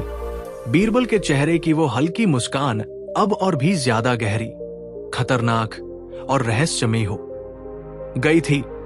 उन्होंने अपनी आंखें उठाई और उस उछलते हुए विद्वान को एक ऐसी शांत लेकिन मारक नजर से देखा जैसे कोई भूखा और चालाक शेर अपने ही बिछाए हुए जाल में तड़पते हुए किसी मूर्ख शिकार को बड़ी शांति से देखता है। बीरबल अब अपने तरकश से अपना वो आखिरी और सबसे खतरनाक तीर निकालने वाले थे। क्या बीरबल सचमुच में विज्ञान और तर्क के इस असंभव दलदल में और इस घमंडी विद्वान के दूसरे और सबसे खतरनाक जाल में पूरी तरह से फंस चुके थे, या फिर बीरबल ने अपनी चतुराई और अपने शब्दों के जादू से कोई ऐसा भयानक चक्रव्यूह रच दिया था जिसमें यह विद्वान अब खुद अपने ही अहंकार के बोझ तले घुटकर मौत मरने वाला था। क्या बीरबल के पास बिना अंडे के मुर्गी आने का कोई ऐसा तार्किक प्रमाण था जो दुनिया को चौंका दे? बीरबल के मुंह से निकलने वाला अगला एक वाक्य कैसे पूरे मुगल दरबार का इतिहास और तर्कशास्त्र के सारे नियम बदलने वाला है। अपने दिल की धड़कनों को संभाल कर रखिए और अपनी कुर्सी की पेटी बांध लीजिए, क्योंकि अगले भाग में जो भयंकर दिमागी खेल होने वाला है वो आपके दिमाग की सारी बत्तियां जलाकर रख देगा। आगरा के उस विशाल, ऐतिहासिक और असीम भव्यता वाले दरबार आम में अब एक ऐसा खौफनाक, दमघोंटू और रोंगटे खड़े कर देने वाला सन्नाटा पसर चुका था जो किसी भी आम श्मशान की गहरी खामोशी से भी 1000 गुना ज्यादा भयानक और भारी था। ऐसा लग रहा था मानो समय के अदृश्य पहिए ने अचानक अपनी चाल हमेशा के लिए रोक दी हो। यमुना नदी की तरफ से आने वाली शीतल हवाओं ने भी मानो डर के मारे दरबार की उन ऊंची और नक्काशीदार खिड़कियों से अंदर आना पूरी तरह से बंद कर दिया था। दरबार में मौजूद हर एक दरबारी, हर एक ज्ञानी मंत्री, हर एक खूंखार सिपह सालार और सुरक्षा में खड़े रक्षकों की आंखें फटी की फटी रह गई थी। उनकी सांसें उनके गलों में एक कांटे की तरह अटक गई थी और किसी के भी शरीर में इतनी हिम्मत नहीं बची थी कि वो अपनी जगह से 1 इंच भी हिल सके या अपने सूखे हुए होठों को तर करने के लिए पानी का एक घूंट भी मांग सके। सिंहासन पर विराजमान हिंदुस्तान के सबसे ताकतवर, अजय और महान बादशाह जलालुद्दीन, मोहम्मद अकबर, जिनके नाम मात्र से बड़े बड़े साम्राज्यों के राजाओं की रूह कांप उठती थी, जिनके सामने बड़ी बड़ी सेनाएं घुटने टेक देती थी, आज उनके चौड़े और ओजस्वी माथे पर भी पसीने की कुछ बारीक बूंदें साफ साफ चमकने लगी थी। ये कोई कुरुक्षेत्र या पानीपत का वो खूनी युद्ध का मैदान नहीं था जहां चमचमाती हुई तलवारें ढालों से टकरा रही हों, या जहां तोपों के गोलों से आसमान दहल रहा हो।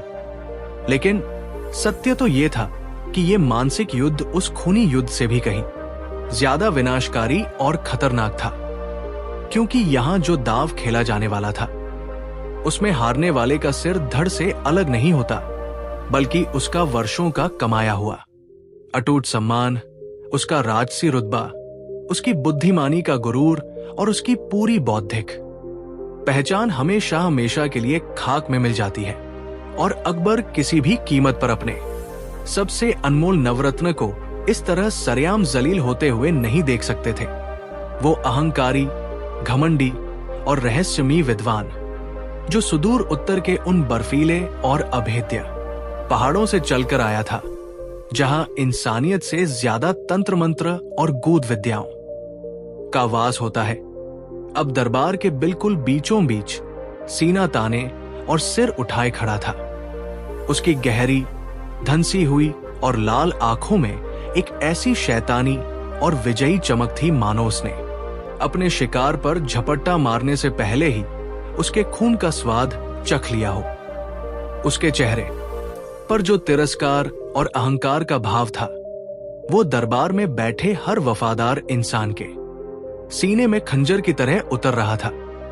विद्वान का वो खौफनाक और घमंडी अट्टहास अभी भी दरबार की ऊंची छतों और दीवारों से टकराकर गूंज रहा था। मुर्गी?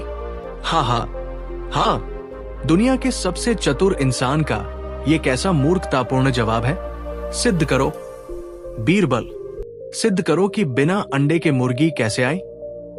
ये शब्द किसी हथौड़े की तरह बार बार दरबार की खामोशी पर चोट कर रहे थे और उसके ठीक सामने बस कुछ ही कदमों की दूरी पर खड़े थे दरबार की शान, बादशाह के सबसे करीबी मित्र और मुगल साम्राज्य के सबसे तेज दिमाग वाले नवरत्न बीरबल।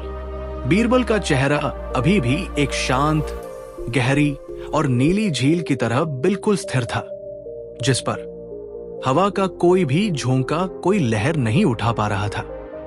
उनके होठों पर एक अत्यंत सूक्ष्म, ठंडी और रहस्यमयी मुस्कान तैर रही थी। बीरबल की इसी असहज कर देने वाली शांति और अकल्पनीय आत्मविश्वास ने दरबार के तापमान को और भी ज्यादा बढ़ा दिया था। बीरबल के दुश्मन जो दरबार के अंधेरे कोनों में बैठे थे, वे मन जश्न मना रहे थे। उन्हें लग रहा था कि बीरबल ने अपने ही पैरों पर कुल्हाड़ी मार ली है और विज्ञान के उस नियम को चुनौती दे दी है जिसे साबित करना स्वयं विधाता के लिए भी मुश्किल है। दोस्तों, इससे पहले कि बीरबल अपने तेज दिमाग के तरकश से वो आखिरी और सबसे खूंखार तीर निकाले जो इस घमंडी विद्वान के अहंकार को हमेशा के लिए चीर कर रख देगा, मैं आपसे एक बहुत ही खास बात कहना चाहता हूं। अगर आप भी बीरबल की इस जादुई शांति, उनके इस अटूट आत्मविश्वास और उनकी इस दिमागी बादशाहत के दीवाने हो चुके हैं, तो बिना एक भी पल गवाए इस वीडियो को अभी लाइक करें। आपका एक लाइक हमारे लिए वो संजीवनी बूटी है जो हमें ऐसी ही अनसुनी, रहस्यमयी और ज्ञान से भरी ऐतिहासिक कहानियों को आपके सामने पूरी भव्यता के साथ पेश करने की असीम ऊर्जा देता है। और हाँ, कमेंट बॉक्स में मुझे ये जरूर बताएं कि क्या आपने भी कभी बीरबल की तरह अपनी बातों के जाल में किसी ऐसे इंसान को फंसाया है जो खुद को बहुत ज्यादा होशियार समझता था। आपकी वो कहानी क्या है? अपने दिलचस्प अनुभव कमेंट्स में विस्तार से लिखें, क्योंकि मुझे आपके दिमागी किस्से पढ़ने में बहुत मजा आता है और मैं बेहतरीन कमेंट्स को अपना हार्ट जरूर दूंगा। और इस ज्ञानवर्धक और रोमांचक कहानी को अपने दोस्तों और परिवार के साथ शेयर करना बिल्कुल न भूलें, ताकि वे भी जान सके कि असली ताकत शरीर या हथियारों में नहीं, बल्कि एक शांत और चतुर दिमाग में होती है। तो चलिए वापस चलते हैं आगरा के उस विशाल दरबार के उस खौफनाक सन्नाटे में, जहां अब एक ऐसा धमाका होने वाला है जिसकी गूंज सदियों तक सुनाई देगी। विद्वान अपनी जगह पर खड़ा हाँप रहा था, मानो अपनी ही हंसी और अपने ही अहंकार के बोझ से थक गया हो। वो बीरबल के चेहरे पर घबराहट, पसीना या डर देखने के लिए तरस रहा था, लेकिन बीरबल तो बीरबल थे। वे उस विद्वान की आंखों में ऐसे देख रहे थे जैसे कोई अनुभवी शिकारी अपने ही जाल में तड़पते हुए किसी मूर्ख और बेबस शिकार को बड़ी शांति से देखता है। बीरबल ने अपने दोनों हाथों को पीछे की तरफ बांधा, अपने सिर को हल्का सा तिरछा किया और बहुत ही धीमी, सधी हुई और नपेतुले कदमों से उस विद्वान की तरफ चलना शुरू किया। बीरबल के जूतों की टिक टिक की आवाज उस सन्नाटे में किसी समय चक्र के चलने जैसी लग रही थी। हर कदम के साथ दरबारियों के दिलों की धड़कनें तेज हो रही थी। बादशाह अकबर भी अपनी जगह पर जम गए थे। उनकी आंखें बीरबल के चेहरे पर गड़ी थी। बीरबल उस विद्वान के बिल्कुल करीब आकर रुक गए। उनके बीच अब केवल एक कदम का फासला था। बीरबल ने अपनी आंखें उठाईं और विद्वान की उन लाल और घमंडी आंखों में सीधे देखते हुए अपनी उस चिरपरिचित, बेहद मधुर लेकिन किसी धारदार तलवार जैसी तीखी आवाज में बोलना शुरू किया। विद्वान महोदय, बीरबल की आवाज इतनी स्पष्ट और शांत थी कि उसमें किसी भी प्रकार के तनाव का कोई नामो निशान नहीं था। आपका ये अट्टहास, आपका ये घमंड और आपके ये तीखे सवाल सुनकर मुझे वास्तव में बहुत प्रसन्नता हुई। मुझे ये देखकर और भी ज्यादा खुशी हुई कि आप विज्ञान, तर्कशास्त्र और प्रकृति के नियमों के बारे में इतनी गहरी और असीम जानकारी रखते हैं। आप सचमुच एक महान और परम ज्ञानी पंडित हैं। बीरबल के मुंह से अपनी तारीफ सुनकर विद्वान का सीना और भी ज्यादा चौड़ा हो गया। उसे लगा कि बीरबल ने हार मान ली है और अब वो अपनी हार को मीठी बातों में छिपाने की कोशिश कर रहा है। विद्वान ने अपनी नाक सिकोड़ते हुए कहा, मुझे तुम्हारी इन मीठी बातों और झूठी तारीफों की कोई आवश्यकता नहीं है बीरबल। मुझे मेरा जवाब चाहिए। तुमने भरे दरबार में जहांपनाह के सामने ये दावा किया है कि इस दुनिया में अंडे से पहले मुर्गी आई। अब इस बात को तर्कों और विज्ञान की कसौटी पर सिद्ध करके दिखाओ। सिद्ध करो कि बिना अंडे के एक मुर्गी का अस्तित्व कैसे संभव है। और अगर तुम ऐसा नहीं कर सकते तो इसी पल अपनी हार स्वीकार करो और इस दरबार से बाहर निकल जाओ। बीरबल ने एक बहुत ही गहरी और लंबी सांस ली। उनके चेहरे की वो हल्की मुस्कान अब एक बेहद रहस्यमयी और खतरनाक मुस्कान में बदल चुकी थी। उन्होंने दरबार के चारों ओर देखा, अपने उन दुश्मनों की आंखों में देखा जो अब भी जीत की उम्मीद लगाए बैठे थे। फिर उन्होंने अपने बादशाह अकबर की तरफ देखा और सम्मान से पलकें झपकाई। और फिर बीरबल ने उस विद्वान की तरफ पलटकर एक ऐसा जवाब दिया जिसने पूरे दरबार की जमीन हिलाकर रख दी। क्षमा करे विद्वान महोदय, बीरबल ने अपनी आवाज को थोड़ा और बुलंद करते हुए कहा, आपने शायद अपनी ही बनाई हुई शर्तों को बहुत जल्दी भुला दिया है। इंसान जब अहंकार के नशे में अंधा हो जाता है तो अक्सर उसे अपनी ही कही हुई बातें याद नहीं रहती। विद्वान की भ्रिकुटी तन गई। मेरी शर्तें? मेरी कौन सी शर्तें? तुम किस बेतुकी बात का जिक्र कर रहे हो बीरबल? तुम मुद्दे से भटक रहे हो। तुम अपनी हार से बचने के लिए बहाने बना रहे हो। बीरबल ने तुरंत अपना दाया हाथ हवा में उठाया और विद्वान को बीच में ही रोकते हुए एक गूंजती हुई आवाज में कहा, मैं कोई बहाना नहीं बना रहा पंडित जी। मैं बस आपको आपके ही रचे हुए खेल के नियम याद दिला रहा हूं। कृपया अपने दिमाग के घोड़ों को थोड़ा पीछे दौड़ाइए और याद कीजिए कि कुछ ही पलों पहले आपने इस भरे दरबार में क्या कहा था। पूरा दरबार अब सांसें रोके बीरबल के हर एक शब्द को ऐसे पी रहा था जैसे रेगिस्तान में कोई प्यासा पानी पीता है। बीरबल ने आगे कहा, आपने मुझे 2 विकल्प दिए थे। पहला विकल्प था कि आप मुझसे 100 आसान सवाल पूछेंगे और दूसरा विकल्प था कि आप मुझसे केवल और केवल एक सबसे मुश्किल सवाल पूछेंगे। क्या यह सच नहीं है विद्वान महोदय? विद्वान ने चिल्लाते हुए कहा, हाँ बिल्कुल सच है। मैंने यही कहा था और तुमने उसे एक मुश्किल सवाल का विकल्प चुना, तो इसमें गलत क्या है? बीरबल की आंखों में अब एक ऐसी खतरनाक चमक आ गई थी जिसने विद्वान के दिल में पहली बार एक अनजाना सा खौफ पैदा कर दिया। गलत कुछ भी नहीं है पंडित जी, बीरबल ने मुस्कुराते हुए कहा। हमारी शर्त बिल्कुल साफ थी। आपने मुझसे अपनी शर्त के अनुसार एक सवाल पूछा। आपने पूछा कि दुनिया में पहले कौन आया, मुर्गी या अंडा? और मैंने बिना किसी देरी के आपके उस एक सवाल का बिल्कुल सटीक जवाब दे दिया कि दुनिया में पहले मुर्गी आई। हमारी शर्त यहीं पर पूरी हो गई। आपका सवाल खत्म, मेरा जवाब खत्म, खेल खत्म। दरबार में बैठे कई लोगों के दिमाग की बत्तियां अभी भी पूरी तरह से नहीं जली थी। वे समझ नहीं पा रहे थे कि बीरबल आखिर कहना क्या चाह रहे हैं। विद्वान भी पूरी तरह से बौखला गया। ये कैसा बेतुका तर्क है बीरबल? विद्वान लगभग चिल्लाते हुए बोला, तुमने केवल एक शब्द कह दिया और तुम समझते हो कि तुम जीत गए। तुम्हें यह सिद्ध करना होगा। तुम्हें बताना होगा कि बिना अंडे के मुर्गी कैसे आई। इस कैसे का जवाब दिए बिना तुम्हारा पहला जवाब पूरी तरह से अमान्य और शून्य है। यहीं पर बीरबल ने अपने दिमागी शतरंज का वो आखिरी प्यादा चला जिसने विद्वान के राजा को चारों तरफ से घेर कर शय और मात दे दी।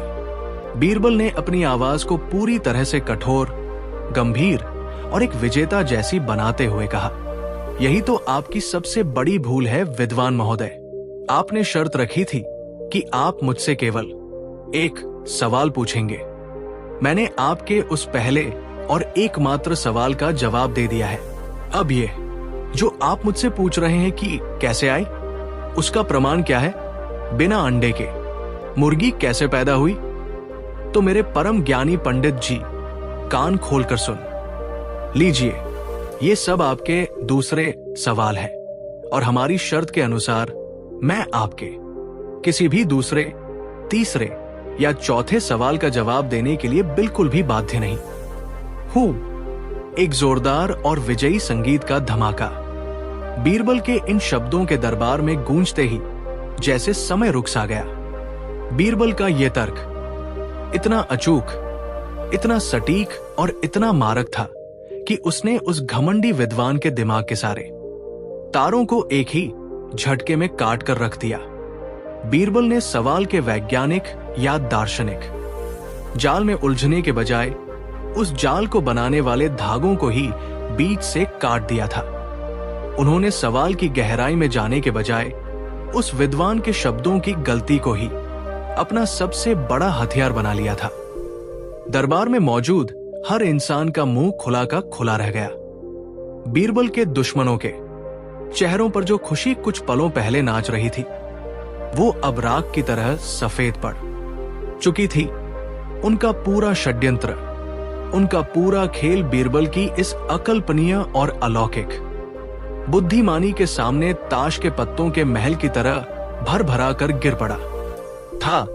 बादशाह अकबर, जो अब तक अपनी सांसें रोके सिंहासन पर बुद्ध बनकर बैठे थे, उन्हें जैसे ही बीरबल के इस अचूक और ऐतिहासिक तर्क की समझ आई, उनका चेहरा किसी खिले हुए कमल की तरह खिल उठा। उनकी आंखों से चिंता के वे भारी बादल पल भर में छंट गए और उनकी जगह एक असीम गर्व और खुशी के आंसुओं ने ले ली। अकबर अपनी जगह से खड़े हो गए। उन्होंने अपना राजसी सिर पीछे किया और एक ऐसा जोरदार, खुशहाल और गूंजता हुआ अट्टहास लगाया जिसने आगरा के किले की मजबूत दीवारों को भी खुशी से कंपा दिया। वाह बीरबल, वाह! बादशाह अकबर की गूंजती हुई और खुशियों से भरी आवाज पूरे दरबार में छा गई। अद्भुत, अकल्पनीय, सचमुच इस पूरी दुनिया में तुम्हारे जैसा चतुर और हाजिर जवाब इंसान कोई दूसरा पैदा नहीं हुआ। तुमने तो इस महान विद्वान के सबसे बड़े और अजेय चक्रव्यूह को बिना कोई हथियार उठाए केवल अपने शब्दों के बाण से ही भेद दिया। तुम्हारी बुद्धिमानी का कोई सानी नहीं है मेरे दोस्त। बादशाह के इस अट्टहास और उनकी इन तालियों के साथ ही पूरे दरबार में तालियों की गड़गड़ाहट शुरू हो गई। वे दरबारी जो बीरबल से प्यार करते थे, वे अपनी जगहों पर खड़े होकर खुशी से झूमने लगे। पूरा दरबार बीरबल की जय जयकार करने लगा। लेकिन उस तालियों की गड़गड़ाहट और उस जश्न के माहौल के बीच वो घमंडी और अहंकारी विद्वान अपनी जगह पर किसी पत्थर की मूर्ति की तरह जम गया था। उसका मुंह खुला हुआ था और उसकी आंखें फटी हुई थी। उसका दिमाग सुन पड़ चुका था। उसे समझ ही नहीं आ रहा था कि उसके साथ आखिर हुआ क्या है। उसने अपने जीवन के कई वर्ष इस एक सवाल को तराशने में लगा दिए थे। उसने सोचा था कि वो बीरबल को तर्कशास्त्र और विज्ञान की उलझनों में फंसाकर पागल कर देगा। लेकिन बीरबल ने तो तर्क शुरू होने से पहले ही भाषा और व्याकरण के खेल में उसे ऐसी मात दी थी जिसकी पीड़ा वो जीवन भर नहीं भूल सकता था। उसे अपनी ही रखी हुई शर्त भारी पड़ गई थी। विद्वान का चेहरा अब शर्म, गुस्से और भयानक अपमान से लाल सुर्ख हो चुका था। उसके हाथ कांप रहे थे और उसकी सांसें तेज चल रही थी। उसे महसूस हो रहा था कि उसका वो सदियों पुराना अहंकार, उसका वह गुरूर आज आगरा के इस दरबार में बीरबल के जूतों तले कुचला जा चुका है। वो पूरी दुनिया के सामने नंगा और जलील हो चुका था। बादशाह अकबर ने अपनी हंसी रोकते हुए लेकिन चेहरे पर वही विजयी मुस्कान लिए हुए उस विद्वान की तरफ देखा और कहा, विद्वान महोदय, आज आपने ये सीख लिया होगा कि बुद्धिमानी केवल मोटी मोटी किताबें रटने, भारी भरकम ज्ञान का प्रदर्शन करने या दुनिया के सामने अपना अहंकार दिखाने में बिल्कुल नहीं होती। असली बुद्धिमानी सही समय पर, सही जगह पर और सही शब्दों के इस्तेमाल में होती है। हमारे बीरबल ने आपके ही बिछाए हुए जाल में आपको ऐसा उलझाया है कि अब आप खुद भी उससे बाहर नहीं आ सकते। अब आप खुशी खुशी अपनी हार स्वीकार करें और हमारे इस दरबार से विदा लें। विद्वान ने अपने होठों को गुस्से से चबाया। उसकी आंखों में अब हार का दुख नहीं, बल्कि एक बेहद खतरनाक और खूंखार प्रतिशोध की आग जल रही थी। वो इस तरह इतनी आसानी से हार मानकर जाने वालों में से नहीं था। उसके अंदर का वो शैतान जो अब तक केवल अहंकार से भरा था, अब भयानक प्रतिशोध से भर चुका था। अचानक उस जश्न और तालियों की गड़गड़ाहट के बीच विद्वान ने अपना दाया हाथ हवा में उठाया और अपनी पूरी ताकत से एक ऐसी भयानक और खौफनाक चीख मारी जिसने दरबार के उस खुशी के माहौल को पल भर में फिर से एक खौफनाक सन्नाटे में बदल दिया। खामोश विद्वान की वो राक्षसी चीख दरबार की हर दीवार से टकराई। तालियां रुक गई। दरबारियों की मुस्कान उनके चेहरों पर ही जम गई। बीरबल ने भी अपनी भ्रिकुटी तान ली और बादशाह अकबर का चेहरा फिर से गंभीर हो गया। विद्वान हाँप रहा था। उसकी आंखें लाल अंगारे जैसी हो गई थी। उसने बीरबल की तरफ एक ऐसी नजर से देखा जैसे वो बीरबल को कच्चा चबा जाना चाहता हो। तुम सोचते हो कि ये खेल खत्म हो गया बीरबल? विद्वान ने फुसफुसाते हुए लेकिन एक बेहद डरावनी आवाज में कहा। तुम सोचते हो कि शब्दों के इस छोटे से मायाजाल से तुमने मुझे हरा दिया? तुमने केवल मेरी एक छोटी सी भूल का फायदा उठाया है। तुमने विज्ञान का नहीं, बल्कि मेरी जुबान के फिसलने का फायदा उठाया है। लेकिन ये युद्ध अभी खत्म नहीं हुआ है। असल में ये युद्ध तो अब शुरू हुआ है। विद्वान ने झटके से पीछे मुड़कर अपने उस कांपते हुए शिष्य की तरफ देखा। उसने अपने हाथ बढ़ाकर उस शिष्य के हाथों से वो पुरानी, रहस्यमयी और काले मखमली कपड़े में लिपटी हुई संदूकची अपने हाथों में ले ली। जैसे ही उस विद्वान ने उस संदूकची को अपने हाथों में लिया, दरबार का माहौल मानो अचानक ही रहस्यमयी और मनहूसा हो गया। कुछ अजीब सी ठंडी हवा के झोंके अचानक से खिड़कियों से अंदर आने लगे, जिससे दरबार में जल रही मशालों की लौ फड़फड़ाने लगी। बीरबल ने पहली बार उस काले कपड़े को इतने ध्यान से देखा। उस कपड़े पर प्राचीन और खौफनाक भाषाओं में कुछ ऐसे प्रतीक और निशान बने हुए थे जिन्हें देखकर किसी भी आम इंसान की रूह कांप जाए। विद्वान ने उस काले कपड़े को बहुत ही आहिस्ता से लेकिन एक शैतानी मुस्कान के साथ सहलाया। बादशाह सलामत, विद्वान ने अकबर की तरफ देखते हुए कहा। उसकी आवाज में अब एक ऐसा खौफ था जो सीधे हड्डियों तक पहुंच रहा था। बीरबल ने मेरी उस छोटी सी पहेली को अपनी चतुराई से काट तो दिया, लेकिन अब जो मैं करने जा रहा हूं उससे बचने का कोई रास्ता न तो बीरबल के पास है, न आपके पास, और न ही इस पूरी दुनिया के किसी इंसान के पास। ये कोई आम संदूकची नहीं है, और इसके अंदर जो किताब है वह इंसानों के लिए नहीं बनी है। विद्वान ने उस काले मखमली कपड़े की एक गांठ को अपने कांपते लेकिन जुनूनी हाथों से खोलना शुरू किया। इस किताब में विद्वान ने अपनी खौफनाक आवाज में आगे कहा, प्राचीन मिस्र के अंधकार और पाताल के उन शापित पुजारियों का वो अंतिम रहस्य दर्ज है, जिसे जो भी पढ़ता है उसका दिमाग या तो इस दुनिया को छोड़ देता है या वह हमेशा के लिए एक ऐसी पहेली में कैद हो जाता है जहां से मौत भी उसे आजाद नहीं कर सकती। मैं आज इस भरे दरबार में इस शापित ज्ञान मंजूषा को खोलने जा रहा हूं। बीरबल, अगर तुम सचमुच दुनिया के सबसे बुद्धिमान इंसान हो तो अब तुम्हें इस किताब के उस अंतिम रहस्य का सामना करना होगा। और मैं तुम्हें यकीन दिलाता हूं, इस बार तुम्हारे ये शब्दों के खेल और ये तुम्हारी छोटी सी चालाकी तुम्हें पागलपन के उस खौफनाक अंधेरे से नहीं बचा पाएगी। विद्वान ने उस काले कपड़े को पूरी तरह से हटा दिया। उसके अंदर से एक बेहद पुरानी, सड़ी हुई सी लेकिन एक अजीब सी नीली चमक वाली संदूकची बाहर आई। दरबार में मौजूद हर इंसान के माथे पर पसीने की परतें जम गई। बीरबल की आंखों में भी अब वो शांति नहीं थी, बल्कि एक बहुत ही गहरी और चौकनी गंभीरता आ चुकी थी।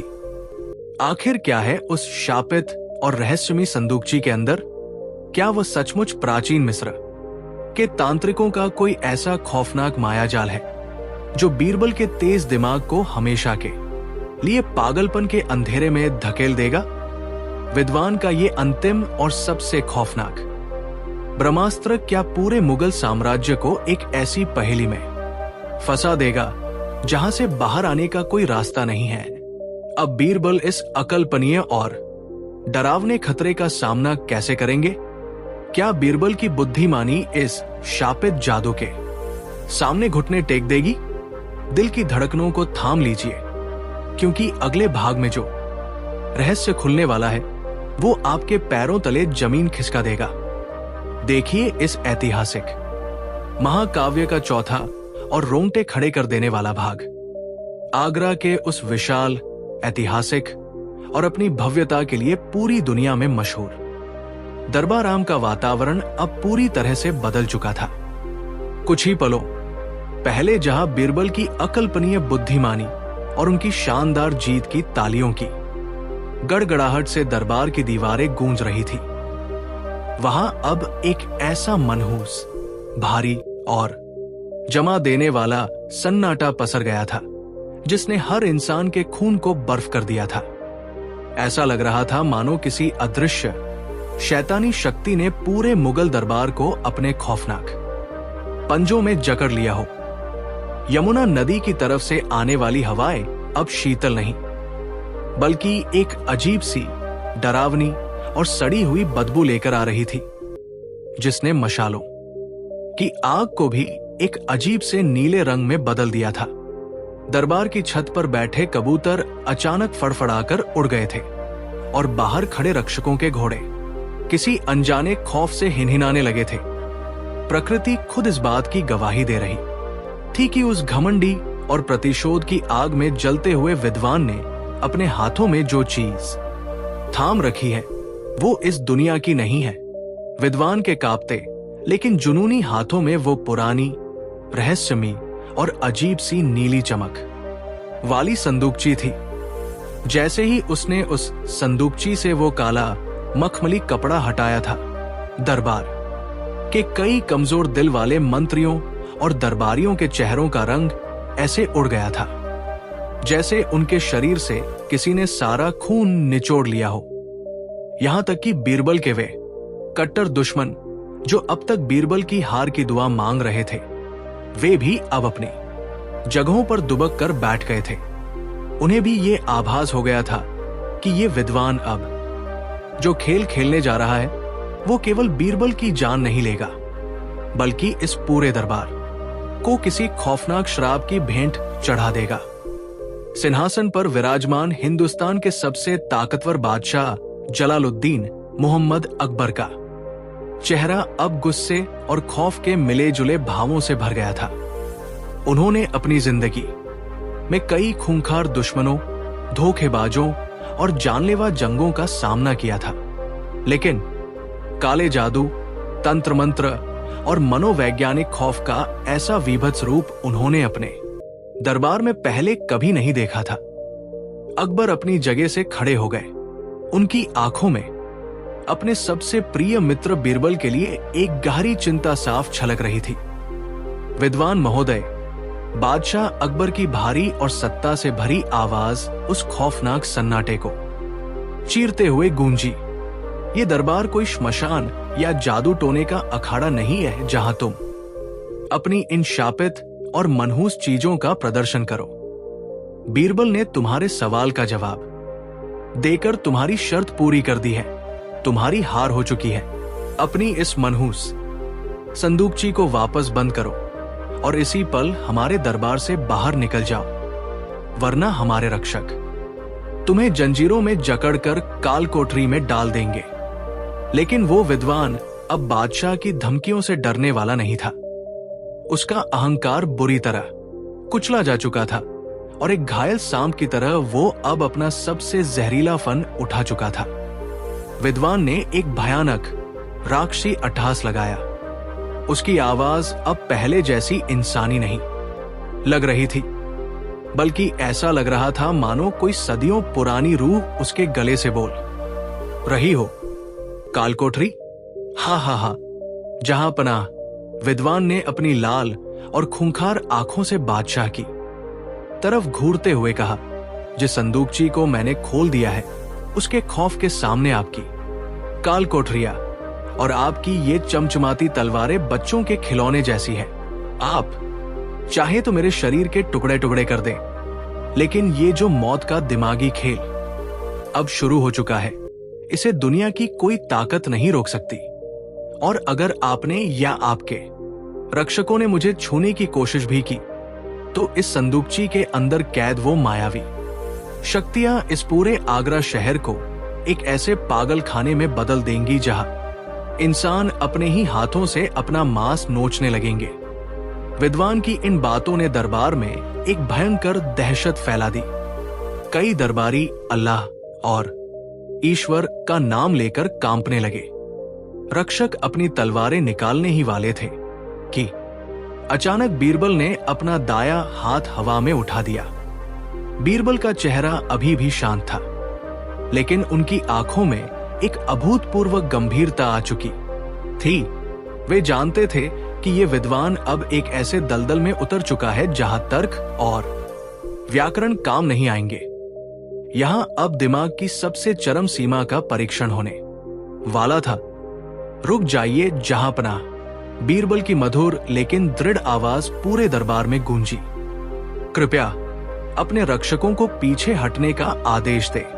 एक हारे हुए और डरे हुए इंसान के हाथों में जो आखिरी हथियार होता है वो खौफ होता है। अगर आज हमने इस विद्वान को यहां से बलपूर्वक बाहर निकाल दिया, तो इतिहास यही कहेगा कि बीरबल इसके ज्ञान से नहीं बल्कि इसके जादू से डर गया था, और मैं अपने रहते हुए मुगल सल्तनत और आपके माथे पर डरपोक होने का ये दाग कभी नहीं लगने दूंगा। अकबर ने तड़पते हुए कहा, लेकिन बीरबल, तुम नहीं जानते कि ये क्या है। ये तर्क का नहीं, छल का खेल है। बीरबल ने मुस्कुराकर बादशाह की तरफ देखा और कहा, जहां पनाह, जो दिमाग ईश्वर ने इंसान को दिया है, उस दिमाग की शक्ति के आगे दुनिया का हर छल, हर जादू और हर पहेली बौनी है। मुझे इस विद्वान का सामना करने की अनुमति दे। बादशाह अकबर को भारी मन से अपने कदम पीछे खींचने पड़े। उन्होंने रक्षकों को अपनी तलवारें म्यान में वापस रखने का इशारा किया। अब पूरा मैदान केवल बीरबल और उस शैतानी विद्वान के बीच का था। दोस्तों, इससे पहले कि वो घमंडी विद्वान अपनी उस शापित ज्ञान मंजूषा के सबसे खौफनाक और अंतिम रहस्य से पर्दा उठाए और बीरबल को मौत के उस दिमागी चक्रव्यूह में धकेले, मैं आपसे एक बहुत ही गहरा सवाल पूछना चाहता हूं। क्या आप वास्तव में मानते हैं कि इस दुनिया में तंत्र मंत्र, काले जादू या प्राचीन श्रापों जैसी कोई चीज होती है, या फिर ये सब केवल हमारे दिमाग का वहम और मनोवैज्ञानिक खौफ है, जिसे चालाक लोग दूसरों को डराने के लिए इस्तेमाल करते हैं? आज की इस कहानी में भी एक ऐसा ही मोड़ आ चुका है। आप बीरबल की जगह होते तो इस मायावी चुनौती का सामना कैसे करते? इस वीडियो को तुरंत लाइक करें और कमेंट बॉक्स में अपनी राय जरूर लिखें। आपका हर एक कमेंट हमें ये बताता है कि हमारे दर्शक कितने बुद्धिमान और साहसी हैं।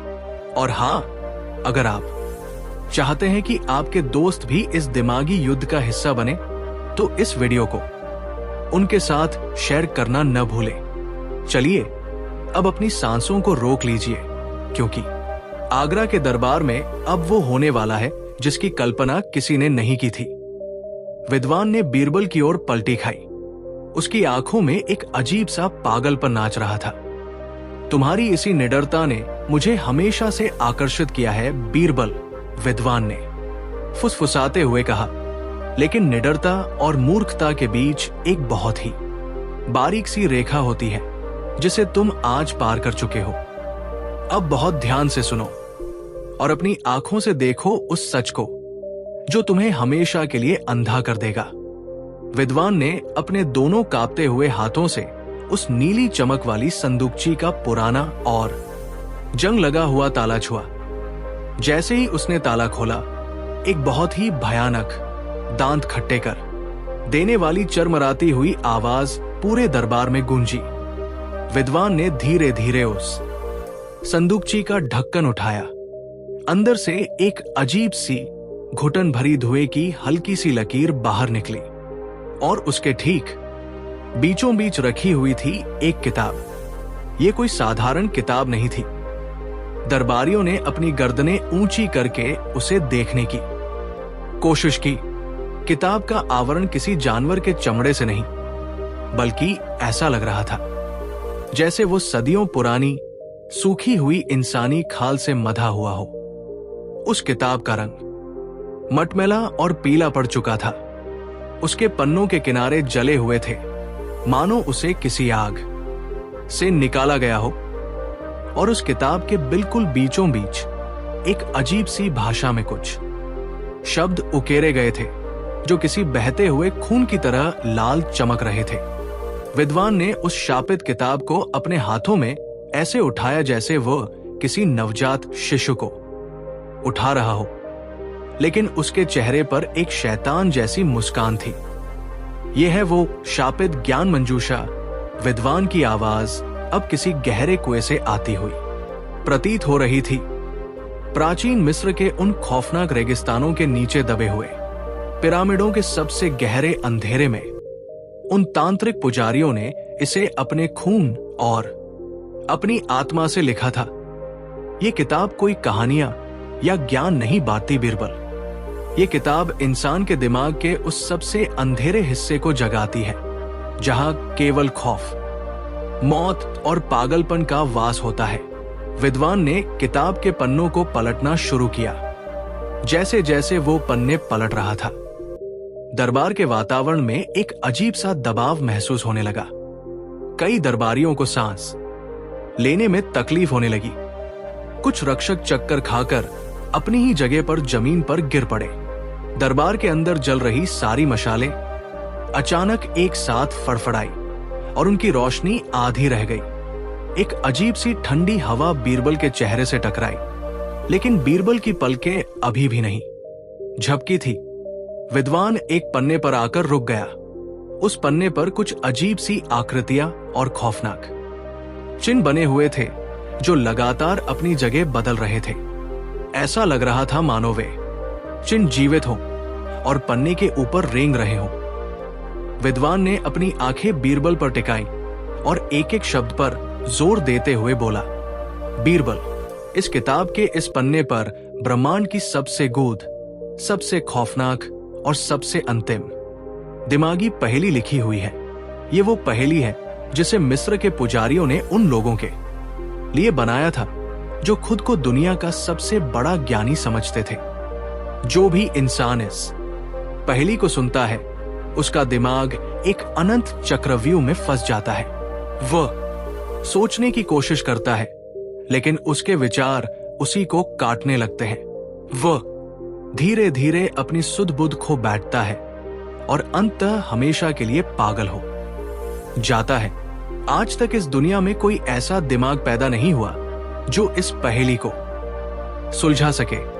मैं तुम्हें चुनौती देता हूं बीरबल, अगर तुम सचमुच सबसे बुद्धिमान हो तो इस शापित पहेली का सही जवाब देकर दिखाओ, और अगर तुम इसका जवाब नहीं दे पाए तो तुम्हारा दिमाग इसी पल सड़ना शुरू हो जाएगा और तुम इस दरबार के फर्श पर घुटने टेक कर जानवरों की तरह रेंगने लगोगे। बादशाह अकबर की मुट्ठियां कस गई। उन्होंने चाहा कि वो दौड़कर उस किताब को विद्वान के हाथों से छीन ले और उसे आग में झोंक दे, लेकिन बीरबल ने अपने एक हाथ के इशारे से बादशाह को फिर से रोक दिया। बीरबल ने अपनी जगह से एक कदम आगे बढ़ाया। वे बिल्कुल उस किताब और उस विद्वान के सामने आकर खड़े हो गए। उनकी आंखों में अभी भी वही अचूक एकाग्रता थी। मैं तैयार हूं विद्वान महोदय, बीरबल ने बिल्कुल शांत और स्पष्ट आवाज में कहा। पूछिए अपनी वह पहेली, पढ़िए उस शापित किताब के उन पन्नों को। आज ये भी फैसला हो जाएगा कि मिस्र के उन पुजारियों का जादू ज्यादा ताकतवर है या इस मुगल दरबार की बुद्धिमानी। विद्वान ने एक कुटिल और भयानक मुस्कान के साथ किताब के उस पन्ने को देखा। उसने अपनी भारी, खुरदरी और मंत्रमुग्ध कर देने वाली डरावनी आवाज में उस शापित पहेली को पढ़ना शुरू किया। पहेली के शब्द दरबार की खामोशी में जहर की तरह घुलने लगे। मैं एक ऐसी सच्चाई हूं जिसे जो भी जान लेता है वो उसी पल हमेशा के लिए अंधा हो जाता है। जो मुझे नहीं पहचानता वो पूरी जिंदगी मूर्ख और अज्ञानी कहलाता है। ज्ञानी लोग मुझे खोजते खोजते अपनी जान दे देते हैं, लेकिन मैं उन्हें कभी नहीं मिलता, और अज्ञानी लोग मेरे साथ ही पैदा होते हैं, लेकिन वो मुझे देख नहीं सकते। मैं समय के चक्र को निगल जाता हूं। मैं राजाओं के मुकुट को धूल में मिला देता हूं, लेकिन मैं एक छोटे से बच्चे की मासूम मुस्कान से डरकर भाग जाता हूं। मैं तुम्हारे अंदर भी हूं बीरबल, और मैं तुम्हारी मौत भी हूं। बताओ मैं क्या हूं? एक बहुत ही तेज और सुन कर देने वाला दिमागी सस्पेंस साउंड इफेक्ट। जैसे ही विद्वान के मुंह से पहेली का आखिरी शब्द निकला, मानो दरबार आम में किसी ने समय को जमा दिया हो। यह कोई साधारण पहेली नहीं थी। ये एक ऐसा मनोवैज्ञानिक और दार्शनिक मायाजाल था जिसने सुनते ही दरबार के हर ज्ञानी इंसान के दिमाग के तार उलझा दिए थे। सभी के दिमाग में एक अजीब सा दर्द होने लगा। एक ऐसी सच्चाई जिसे जानने वाला अंधा हो जाए, जो नहीं जानता वो मूर्ख, ज्ञानी जिसे खोजते मर जाए, और जो बच्चे की मुस्कान से डर जाए। ये कैसी असंभव और आपस में टकराने वाली बातें थी। ये तो एक ऐसा विरोधाभास था जिसका कोई अस्तित्व ही नहीं हो सकता था। दरबार के सबसे बुद्धिमान मंत्री अपने सिर को पकड़कर बैठ गए। कुछ दरबारी बड़बड़ाने लगे, क्या ये मृत्यु है? नहीं, बच्चे मृत्यु से नहीं डरते। क्या ये समय है? नहीं, समय से ज्ञानी अंधे नहीं होते। विद्वान की वो शापित किताब अपना असर दिखा रही थी। उस पहेली के शब्द हवा में गूंज रहे थे, और ऐसा लग रहा था मानो वे सीधे लोगों के दिमाग में घुसकर उन्हें अंदर से खोखला कर रहे हों। बादशाह अकबर का सिर भी भारी होने लगा। उन्हें लगने लगा कि यह पहेली कोई सवाल नहीं, बल्कि एक श्राप है जो उनके पूरे दरबार को पागल करने के लिए छोड़ा गया है। विद्वान अपनी जगह पर खड़ा हाँप रहा था, और उसका घमंडी अट्टहास फिर से गूंजने लगा था। क्या हुआ बीरबल?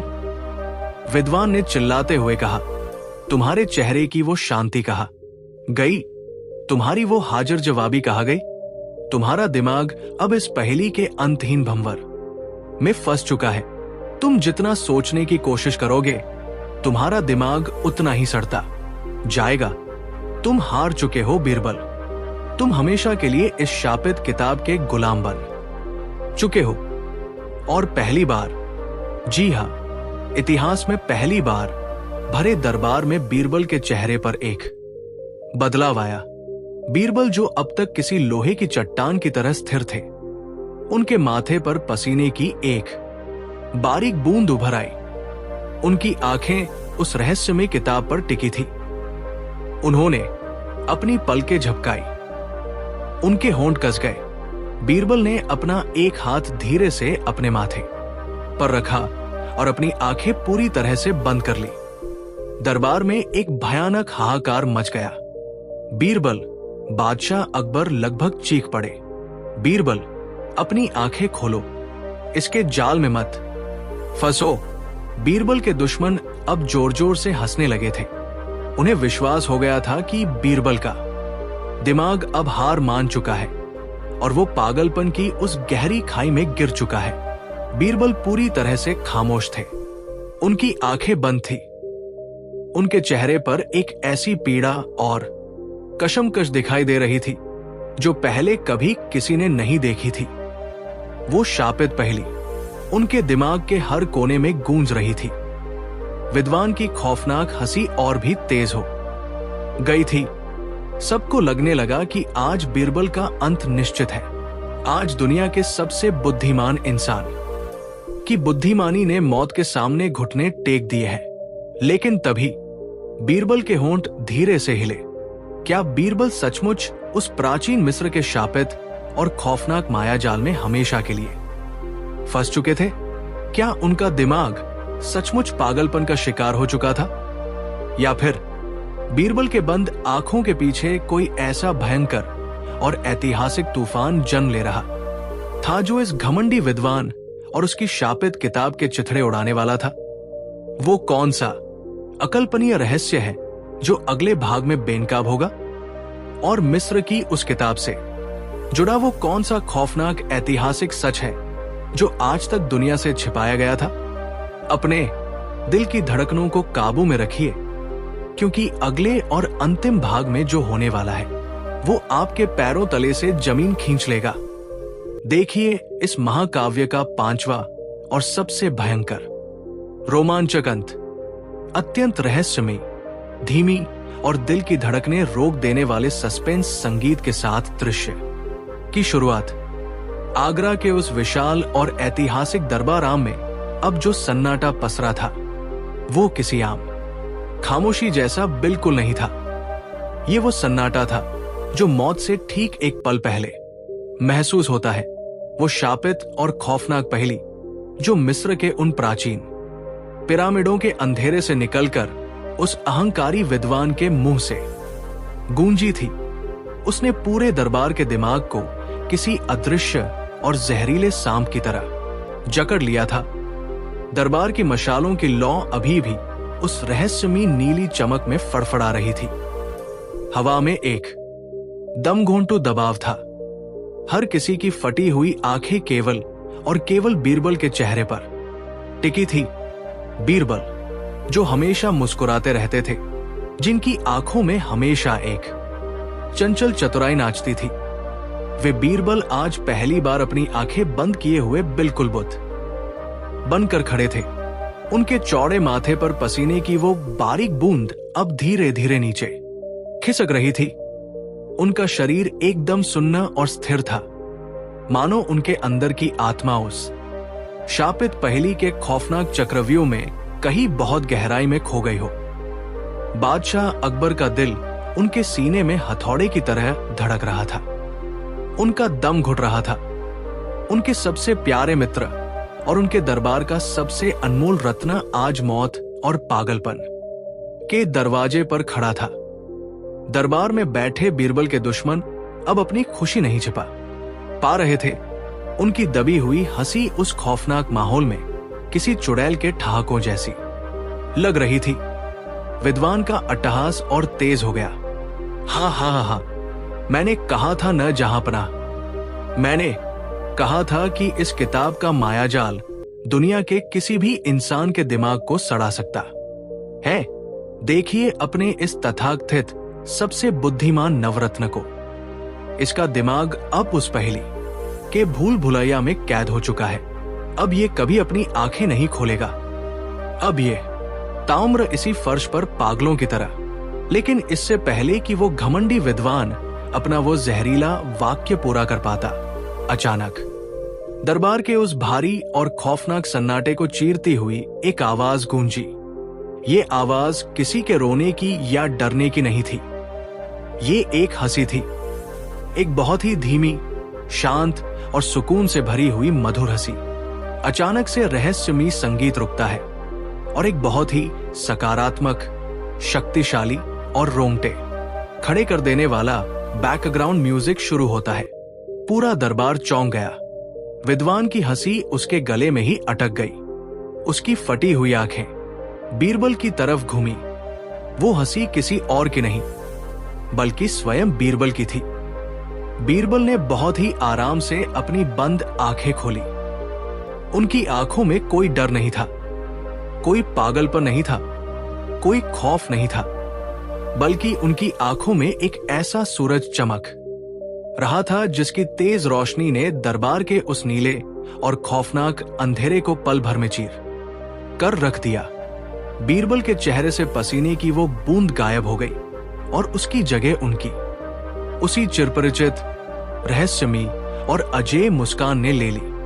बीरबल ने अपने दोनों हाथों को पीछे बांधा, अपनी गर्दन को सीधा किया और उस घमंडी विद्वान की उन लाल और खौफजदा आंखों में सीधे देखते हुए अपनी पूरी बुलंद, स्पष्ट और गूंजती हुई आवाज में बोलना शुरू किया। विद्वान महोदय, बीरबल की आवाज इतनी शक्तिशाली थी कि मशालों की वो नीली लौ अचानक वापस अपने असली सुनहरे रंग में बदल गई और हवा का वो दमघोंटू दबाव पल भर में गायब हो गया। मुझे अपनी आंखें इसलिए बंद नहीं करनी पड़ी क्योंकि मैं इस पहेली के खौफ से डर गया था, बल्कि मुझे अपनी आंखें इसलिए बंद करनी पड़ी क्योंकि मैं इस बात पर विचार कर रहा था कि इतना बड़ा और महान विद्वान होने का दावा करने वाला इंसान इतनी छोटी, इतनी मामूली और इतनी बचकानी पहेली को इतना डरावना बनाकर कैसे पेश कर सकता है। ये सुनते ही पूरे दरबार में एक झटके से जैसे जान वापस लौट आई। जो दरबारी सांसें रोके बैठे थे उन्होंने एक गहरी सांस छोड़ी। बादशाह अकबर के चेहरे पर जो मौत जैसी सफेदी छा गई थी वो अचानक एक असीम खुशी और गर्व की लाली में बदल गई। वे अपनी जगह पर खड़े हो गए। विद्वान के हाथ पैर कांपने लगे। उसका पूरा शरीर पसीने से भीग गया। ये असंभव है, विद्वान हकलाते हुए चिल्लाया। तुम झूठ बोल रहे हो। कोई भी इंसान इस शापित पहेली के जाल से बाहर नहीं आ सकता। तुम बस बचने का नाटक कर रहे हो। अगर तुम सचमुच नहीं डरे हो तो दो इसका जवाब। बताओ क्या है वो सच्चाई जो ज्ञानी को अंधा करती है और समय को निगल जाती है? बताओ। बीरबल ने अपने कदम आगे बढ़ाए और उस विद्वान के बिल्कुल करीब आकर खड़े हो गए। बीरबल की आंखें अब किसी धारदार तलवार की तरह उस पंडित के गुरूर को काट रही थी। इस पहेली का जवाब कोई जादू या मिस्र का श्राप नहीं है पंडित जी, बीरबल ने पूरे दरबार की तरफ देखते हुए एक एक शब्द पर जोर देते हुए कहा। इस पहेली का जवाब वो दीमक है जो इंसान की आत्मा को अंदर से खोखला कर देती है। इस पहेली का जवाब है अहंकार। जी हां, घमंड, ईगो। एक जोरदार और विजयी म्यूजिकल धमाका। बीरबल के मुंह से अहंकार शब्द निकलते ही दरबार की सारी दीवारें मानो खुशी से गूंज उठी न।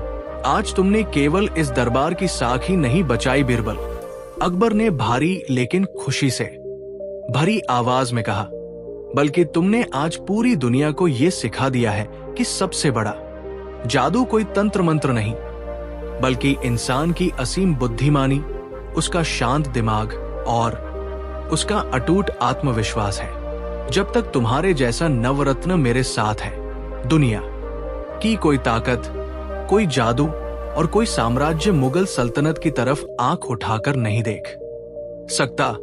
पूरे दरबार में बीरबल की जय हो, बादशाह अकबर की जय हो के नारे गूंजने लगे। बीरबल के दुश्मन जो अब तक अंधेरे में छिपकर जश्न मना रहे थे, वे अब शर्म से सिर झुकाकर दरबार से बाहर खिसकने लगे। उन्हें यह समझ आ गया था कि बीरबल की बुद्धिमानी रूपी चट्टान से टकराना अपनी ही मौत को दावत देना है। अकबर ने अपने रक्षकों को आदेश दिया, इस धोखेबाज और घमंडी विद्वान को सम्मान के साथ दरबार से बाहर ले जाओ। इसे कोई सजा नहीं मिलेगी, क्योंकि इसकी सबसे बड़ी सजा यही है कि इसे अब पूरी जिंदगी अपनी इस हार और बीरबल की महानता की याद के साथ जीना पड़ेगा।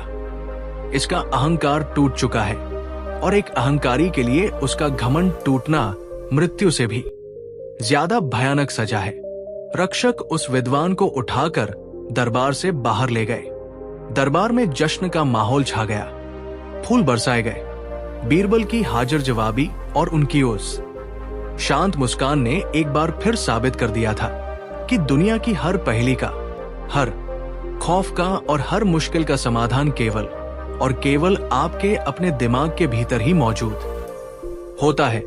दोस्तों, क्या अद्भुत और अकल्पनीय कहानी थी ये। बीरबल ने उस अहंकारी विद्वान को केवल उसके शब्दों के जाल में ही नहीं फंसाया, बल्कि उस खौफनाक और मनोवैज्ञानिक तिलिस्म को भी हमेशा के लिए तोड़ दिया जो सदियों से इंसानों को डरा रहा था। इस पूरी ऐतिहासिक घटना से हमें क्या सीख मिलती है? पहली सीख, जीवन में समस्या चाहे कितनी भी भयानक, उलझी हुई और जानलेवा क्यों न दिखे, अगर आप घबराकर अपने डर को खुद पर हावी होने देंगे तो आप उस समस्या के गुलाम बन जाएंगे। लेकिन अगर आप बीरबल की तरह अपने दिमाग को शांत रखेंगे तो आप पाएंगे कि उस मुश्किल का समाधान आपके बिल्कुल सामने ही था। दूसरी और सबसे बड़ी सीख, अहंकार, ईगो। अहंकार एक ऐसा अदृश्य और मीठा जहर है जो इंसान को यह भ्रम देता है कि वह दुनिया का सबसे ज्ञानी, सबसे ताकतवर और सबसे बड़ा इंसान है। लेकिन हकीकत में अहंकार इंसान के पतन की सबसे पहली सीढ़ी होता है। जीवन में चाहे आप कितनी भी ऊंचाइयों को छू ले, चाहे आप कितना भी ज्ञान या पैसा कमा ले, लेकिन हमेशा एक छोटे बच्चे की तरह विनम्र रहें, क्योंकि जिस दिन आपके अंदर का बच्चा मर गया और अहंकार ने जन्म ले लिया, उस दिन आप सब कुछ खो देंगे। अब मैं आपसे जानना चाहता हूं, इस पूरी 5 भागों की महाकाव्य कहानी में आपको बीरबल का कौन सा दाव सबसे ज्यादा पसंद आया? क्या वो मुर्गी या अंडा वाला सटीक तर्क था, या फिर मिस्र की उस शापित किताब के पीछे के मनोवैज्ञानिक सच, नोसबो इफेक्ट को उजागर करना? अपने विचार मुझे नीचे कमेंट बॉक्स में जरूर लिखकर बताएं। मुझे आपके लंबी और विस्तृत कमेंट्स पढ़ना बहुत अच्छा लगता है और मैं सबसे शानदार कमेंट्स को हार्ट देकर पिन भी करूंगा। अगर इस कहानी ने आपके रोंगटे खड़े किए हैं और आपके दिमाग की बत्ती जलाई है तो मेरी इस मेहनत के लिए इस वीडियो को अभी एक बड़ा सा लाइक जरूर दें। आपका हर एक लाइक हमें ऐसी ही गहराई से भरी ऐतिहासिक कहानियां आप तक लाने के लिए प्रेरित करता है। और हाँ दोस्तों, अगर आप चाहते हैं कि आपके दोस्त, आपका परिवार और खासकर आपके बच्चे भी इस दिमागी चतुराई को सीखें और जीवन में कभी किसी डर या अंधविश्वास का शिकार न हो, तो इस वीडियो को उनके साथ शेयर करना बिल्कुल न भूलें। व्हाट्सएप पर, फेसबुक पर, हर जगह इसे फैला दीजिए। अगर आप हमारे चैनल दिमाग की बाती पर नए हैं तो बिना देर किए अभी सब्सक्राइब का लाल बटन दबाएं और पास बने बेल आइकन को दबाकर ऑल नोटिफिकेशन को ऑन कर लें, ताकि जब भी हम इतिहास के खजाने से ऐसी ही कोई और दिमागी कसमकस वाली कहानी लेकर आएं तो सबसे पहले आपके फ़ोन की घंटी बजे। अपना और अपने अपनों का बहुत बहुत ख्याल रखिएगा। अपने दिमाग को हमेशा शांत रखें, अपने अंदर विनम्रता बनाए रखें और हाँ, हमेशा मुस्कुराते रहें। मिलते हैं आपसे अगली ऐसी ही एक रोमांचक और ज्ञान से भरी कहानी के साथ। तब तक के लिए धन्यवाद और जय हिंद।